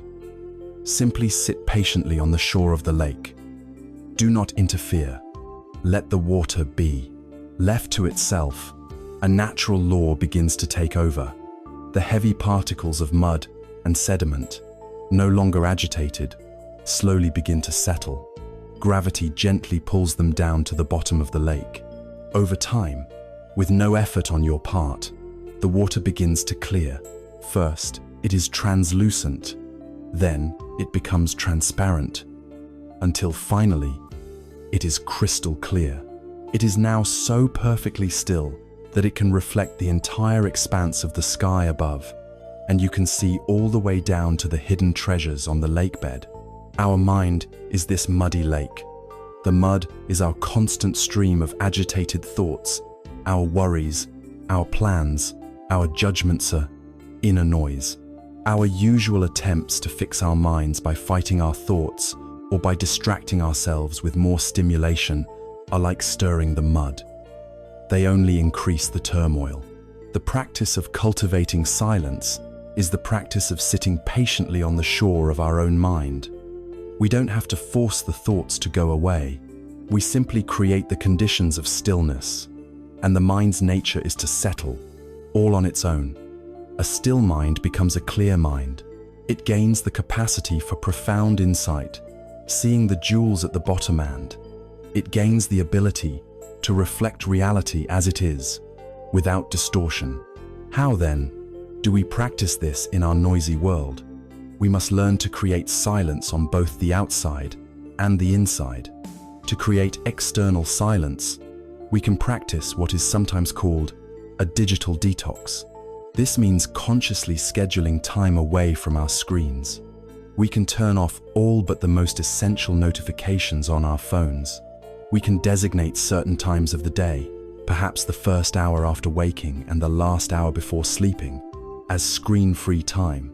We can practice an information fast, consciously abstaining from news and social media for a day or a weekend. We must also learn to embrace solitude, to overcome the fear of simply being with ourselves, without an agenda or a distraction. Spending time alone in nature is a particularly powerful way to do this. The sounds of a forest or an ocean are a different kind of sounder, restorative silence that calms the nervous system and reconnects us to something larger than our own small anxieties. To cultivate internal silence is the work of meditation. Formal sitting practice is the most direct method. It is the act of sitting by the shore of the lake and patiently allowing the mud to settle. With each breath, with each moment of quiet observation, we are allowing the natural clearing process to happen. We can also practice mindful listening. Instead of being agitated by the sounds around us, we can use them as an object of meditation. We can listen to the hum of a machine, the sound of distant traffic, the song of a bird, not as good or bad noises, but as pure sensory experiences, waves of vibration arising and passing in the vast space of our awareness. This can transform even a noisy environment into a field for practice. In the fertile ground of silence, new and beautiful qualities begin to grow. We find clarity. Solutions to problems we have been struggling with often arise effortlessly when the mind is quiet. We find creativity. When we are not consuming information, we create the space for new ideas to be born. We find deeper connection. By quieting the noise in our own heads, we develop the capacity to truly listen to other people, to hear what is being said beneath the words. And most importantly, as the muddy water of our mind begins to clear, we start to see the world with new eyes. We begin to notice the small, ordinary details of our lives that were previously obscured by the constant noise. In this newfound clarity, a sense of wonder, beauty, and appreciation can arise for the simple miracles of existence that we so often take for granted. This is the gateway to the next stage of our journey, the active cultivation of gratitude. Out of the fertile ground of silence, a new way of seeing the world is born. When the muddy water of our agitated mind has been allowed to settle, we gain a clarity that is nothing short of miraculous. For the first time, we may begin to see the world not through the distorting lens of our desires and fears, but as it actually is. And in this clear seeing, we discover that the ordinary life we so often take for granted is, in fact, extraordinary. This is the gateway to one of the most direct, simple, and powerful practices on the entire path. It is the practice of gratitude. Like so many of the qualities we have explored, gratitude is not a passive emotion that we must wait for life to bestow upon us. It is not something reserved for grand occasions like winning an award or falling in love. Gratitude is a skill. It is a lens that we can consciously choose to look through. It is a way of training our attention. Our minds, by default, are conditioned with a negativity bias. They are like Velcro for bad experiences and Teflon for good ones. We can have 100 pleasant things happen in a day and one unpleasant thing, and at the end of the day, our mind will be obsessing over the one thing that went wrong. This is a survival mechanism inherited from our ancestors. But in our modern world, it has become a recipe for chronic dissatisfaction. Gratitude is the active and conscious counter-practice to this bias. It is the training of our attention to notice and savor the goodness that is already present in our lives. The truth is, we are living in the midst of miracles, but we suffer from a poverty of attention. We take the most fundamental gifts of our existence completely for granted. Consider the simple glass of clean water you might drink today. For that water to reach you, the sun had to shine on an ocean, clouds had to form and travel, rain had to fall. It had to gather in rivers and reservoirs. be purified through complex systems, and travel through miles of pipes to arrive at your tap. The work of countless scientists, engineers, and city workers is contained in that single, clear glass. To drink it mindfully is to taste the entire cosmos. Consider the breath entering your body right now. You do not have to command your lungs to work. You do not have to hunt for air to breathe. The air is freely given, and your body knows exactly what to do with it. This involuntary, life-sustaining rhythm is a profound miracle, yet we ignore it thousands of times a day. We are surrounded by a richness that is almost incomprehensible, yet our minds are so often focused on what is lacking, on the one thing we believe we need to be happy. There is a classic Zen story that speaks to this directly. A student who had been searching for years for the secrets of happiness finally got an audience with a great Zen master. The student bowed and asked, "Master, you seem so peaceful and content. What is your secret? What is the special practice you do?" The master smiled and replied, "My secret is very simple. When I am hungry, I eat. When I am tired, I sleep." The student was frustrated. "Master, that is no secret at all," he said. "Everybody eats when they are hungry and sleeps when they are tired." The master looked at him with gentle eyes. "Ah," he said, "but there is a difference. When most people eat, they are not really eating. They are thinking about their work. They are planning their afternoon. They are replaying a difficult conversation. When most people lie down to sleep, they are not really sleeping. Their minds are wrestling with anxieties and regrets. But when I eat, I just eat. My mind is fully present with the food. I taste each bite. I am grateful for the nourishment that is sustaining my life. And when I sleep, I just sleep. I let go of everything and allow my body and mind to rest. My secret is that in being fully present with each ordinary act becomes a miracle." This story reveals the profound connection between mindfulness and gratitude. It is our mindful presence that allows us to notice the gifts that are right in front of us. And it is gratitude that fills that presence with a sense of warmth and joy. Happiness is not found in doing extraordinary things, but in doing ordinary things with an extraordinary quality of attention and appreciation. How can we cultivate this skill in our own lives? The practice can be beautifully simple. One of the most effective methods is to keep a gratitude journal. Each evening before you sleep, take just a few minutes to write down 3 specific things from your day for which you are grateful. The key is specificity. Instead of writing, "I'm grateful for my family," you might write, "I am grateful for the way my partner's eyes lit up when they told me about their day," or "I am grateful for the quiet moment I shared with my son reading a book."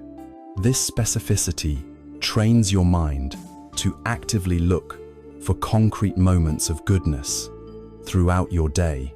Another simple practice is to sprinkle your day with mental thank yous. As your feet touch the floor in the morning, you can think, "Thank you for this body that can stand and walk." As you feel the warmth of a hot shower, thank you for the comfort of hot water. As you see the sun shining, thank you for the light and warmth that sustains all life. This is not about forcing an emotion, but about gently directing the mind towards the reality of the blessings that are already here. For a deeper practice, you can write a gratitude letter. Think of someone who has had a positive impact on your life, someone you have never properly thanked. Write them a detailed letter, explaining exactly what they did and how it affected you. If possible, arrange to meet them and read the letter aloud. This act of expressing gratitude not only brings immense joy to the other person, it floods our own being with a powerful sense of connection and happiness. Gratitude is a potent antidote to many of the mind's most painful habits. It is the direct opposite of a mind caught in craving. When you are truly grateful for what you have, the desperate, anxious, wanting for what you don't have begins to lose its power. It is an antidote to anxiety by grounding you in the concrete reality of what is good and present in your life. It keeps the mind from spinning out into catastrophic fantasies about the future, and it is an antidote to resentment. It is almost impossible for the heart to hold both genuine gratitude and bitter resentment at the same time. The steady practice of appreciation softens the heart and makes it much more difficult for grudges to take root.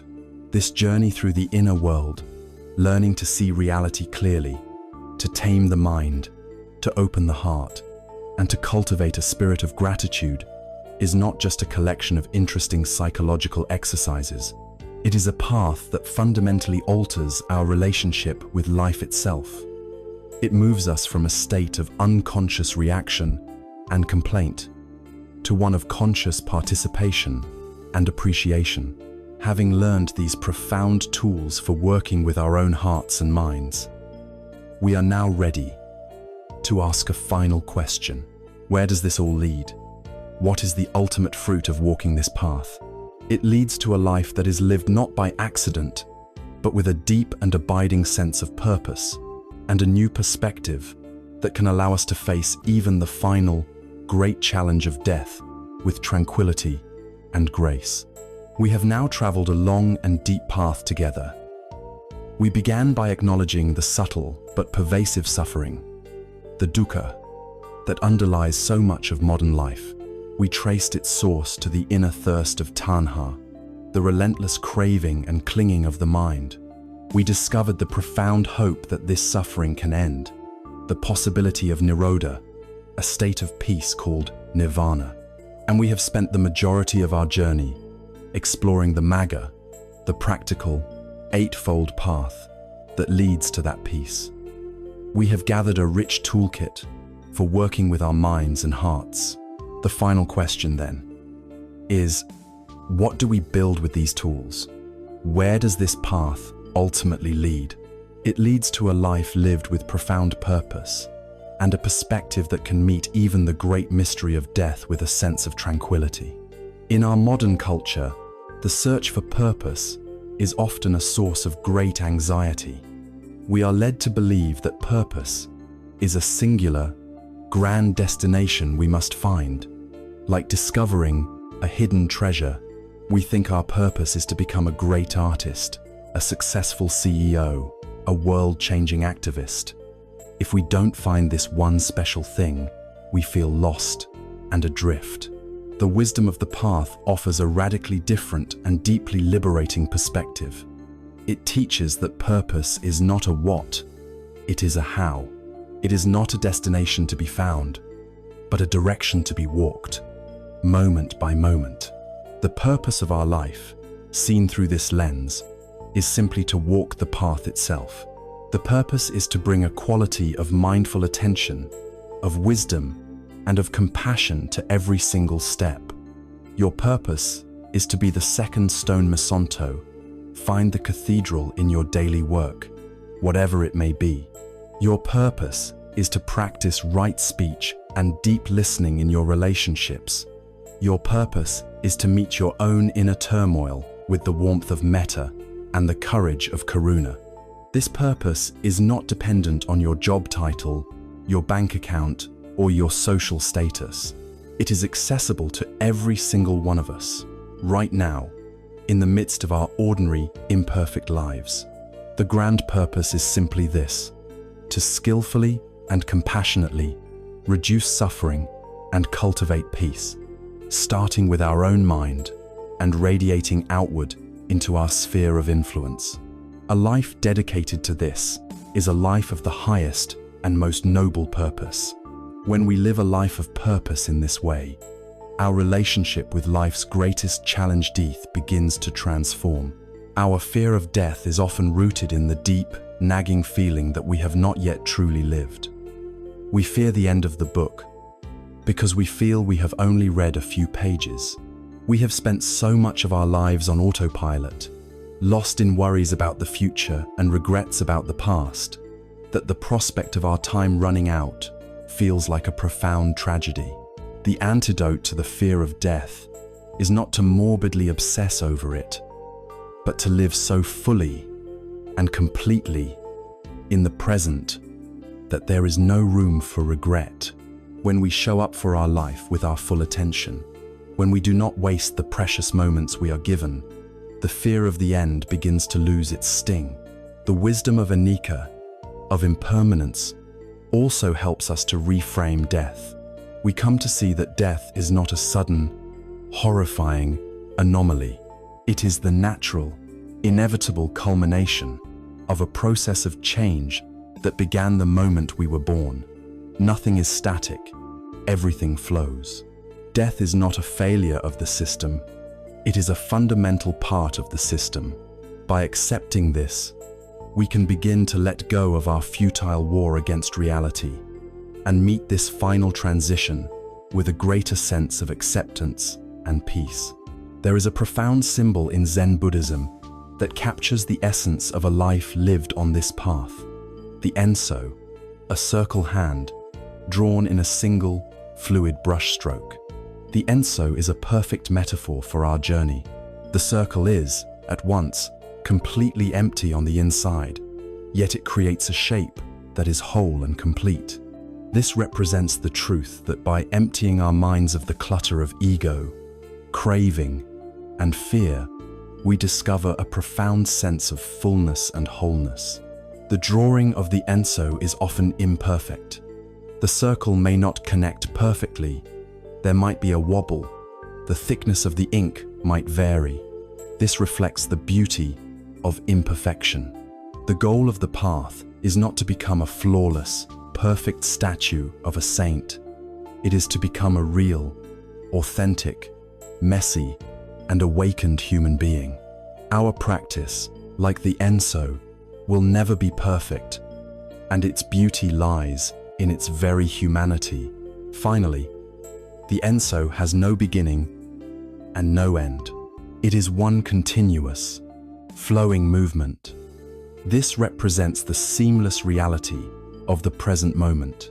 A life lived wisely is not about preparing for some future event or dwelling on the past. It is about the quality of attention and heart we bring to the single brushstroke of this very moment. Our life itself becomes the enso. The purpose is not to create a perfect final product, but to be fully present and awake in the creative act itself, in the continuous unfolding of our life. All the tools we have gathered are in service of this. The Four Noble Truths provided the initial map. The wisdom of anicca and anatta allowed us to see the true nature of the paper we are drawing on. The practice of mindfulness is what allows us to hold the brush with a steady hand, present with the single stroke of this moment. The four divine abadis metta, karuna, mudita, and upakari, the ink itself, the qualities of heart and wisdom that we express in the world. And the law of karma is the natural principle by which the ink settles on the page, creating our future from our present actions. This brings us back to the very beginning of our journey, to the idea that the path is not far away. The state of peace, of awakening, of enlightenment is not an escape from this world. It is not a journey to a distant heaven or a transcendent realm. It is the practice of engaging with this world, this life, this body, this mind, with total intimacy, courage, and love. The holy ground is not in a faraway temple. It is right here, under our own 2 feet, in our messy kitchens, our stressful offices, and our complicated families. The other shore of nirvana is not a different place. It is a different way of seeing this very shore. The path is not far away, because it can only ever be right where you are. We have now completed this deep exploration of the path. We have examined the diagnosis, the cause, the cure, and the prescription for the human condition. the intellectual journey is complete. The real journey, the moment-to-moment practice of walking this path in our own lives, is now ready to begin. We have traveled a great distance together on this inner journey. We began in the familiar territory of our own unease, acknowledging the subtle and profound dissatisfaction, the dukkha, that runs as a silent current beneath our busy lives. We had the courage to trace this river of discontent to its source, discovering its origin in the relentless thirst of the mind, the clinging and craving of tanha. But we did not stop there. In a place of diagnosis, we glimpsed a further shore, the radical possibility of nirodha, the cessation of this suffering, a profound and attainable peace. And then we began to walk, step by step, along the ancient and practical eightfold path. We learned to see the world and ourselves with new eyes, recognizing the universal truths of impermanence and the fluid nature of the self. We explored the tools to train the mind, to anchor ourselves in the present moment through mindfulness. We learned how to open the heart, cultivating boundless, loving kindness, courageous compassion, selfless joy, and the unshakable balance of equanimity. We saw how to bring this practice into our relationships, our work, and into the very act of walking, breathing, and being silent. If there is one essential truth to carry forth from this journey, it is this: peace is not a destination you arrive at one day. It is not the absence of problems, nor a life free from difficulty. The waves of life will never stop coming. Peace is an internal skill. It is the art of learning to surf those waves. It is the cultivation of an inner refuge, a place of spaciousness and wisdom within you that is larger than any storm. The teachings of this path do not offer a magical shield to deflect all of life's arrows, but they give you the tools to extract the poison from those arrows, to dress your own wounds, and to continue your journey with a brave and open heart. Ultimately, this path is one of profound self-reliance and empowerment. You do not need to become a different person. You do not need to go to a special place. Everything you need to begin this journey is already within you, at this very moment. The seeds of mindfulness, of wisdom, of compassion, of peace, they are all part of your innate human inheritance. The practice is simply the act of watering these seeds, each and every day. You water them with the attention you give to your breath. You water them with a single kind word. You water them with a moment of gratitude. You water them with the courage to sit still and simply be. The path is not a race to a distant goal, but a gentle, moment-to-moment return to the peace and clarity that has been here all along, waiting patiently beneath the noise of the world. Peace is not something you must find. It is something you return to.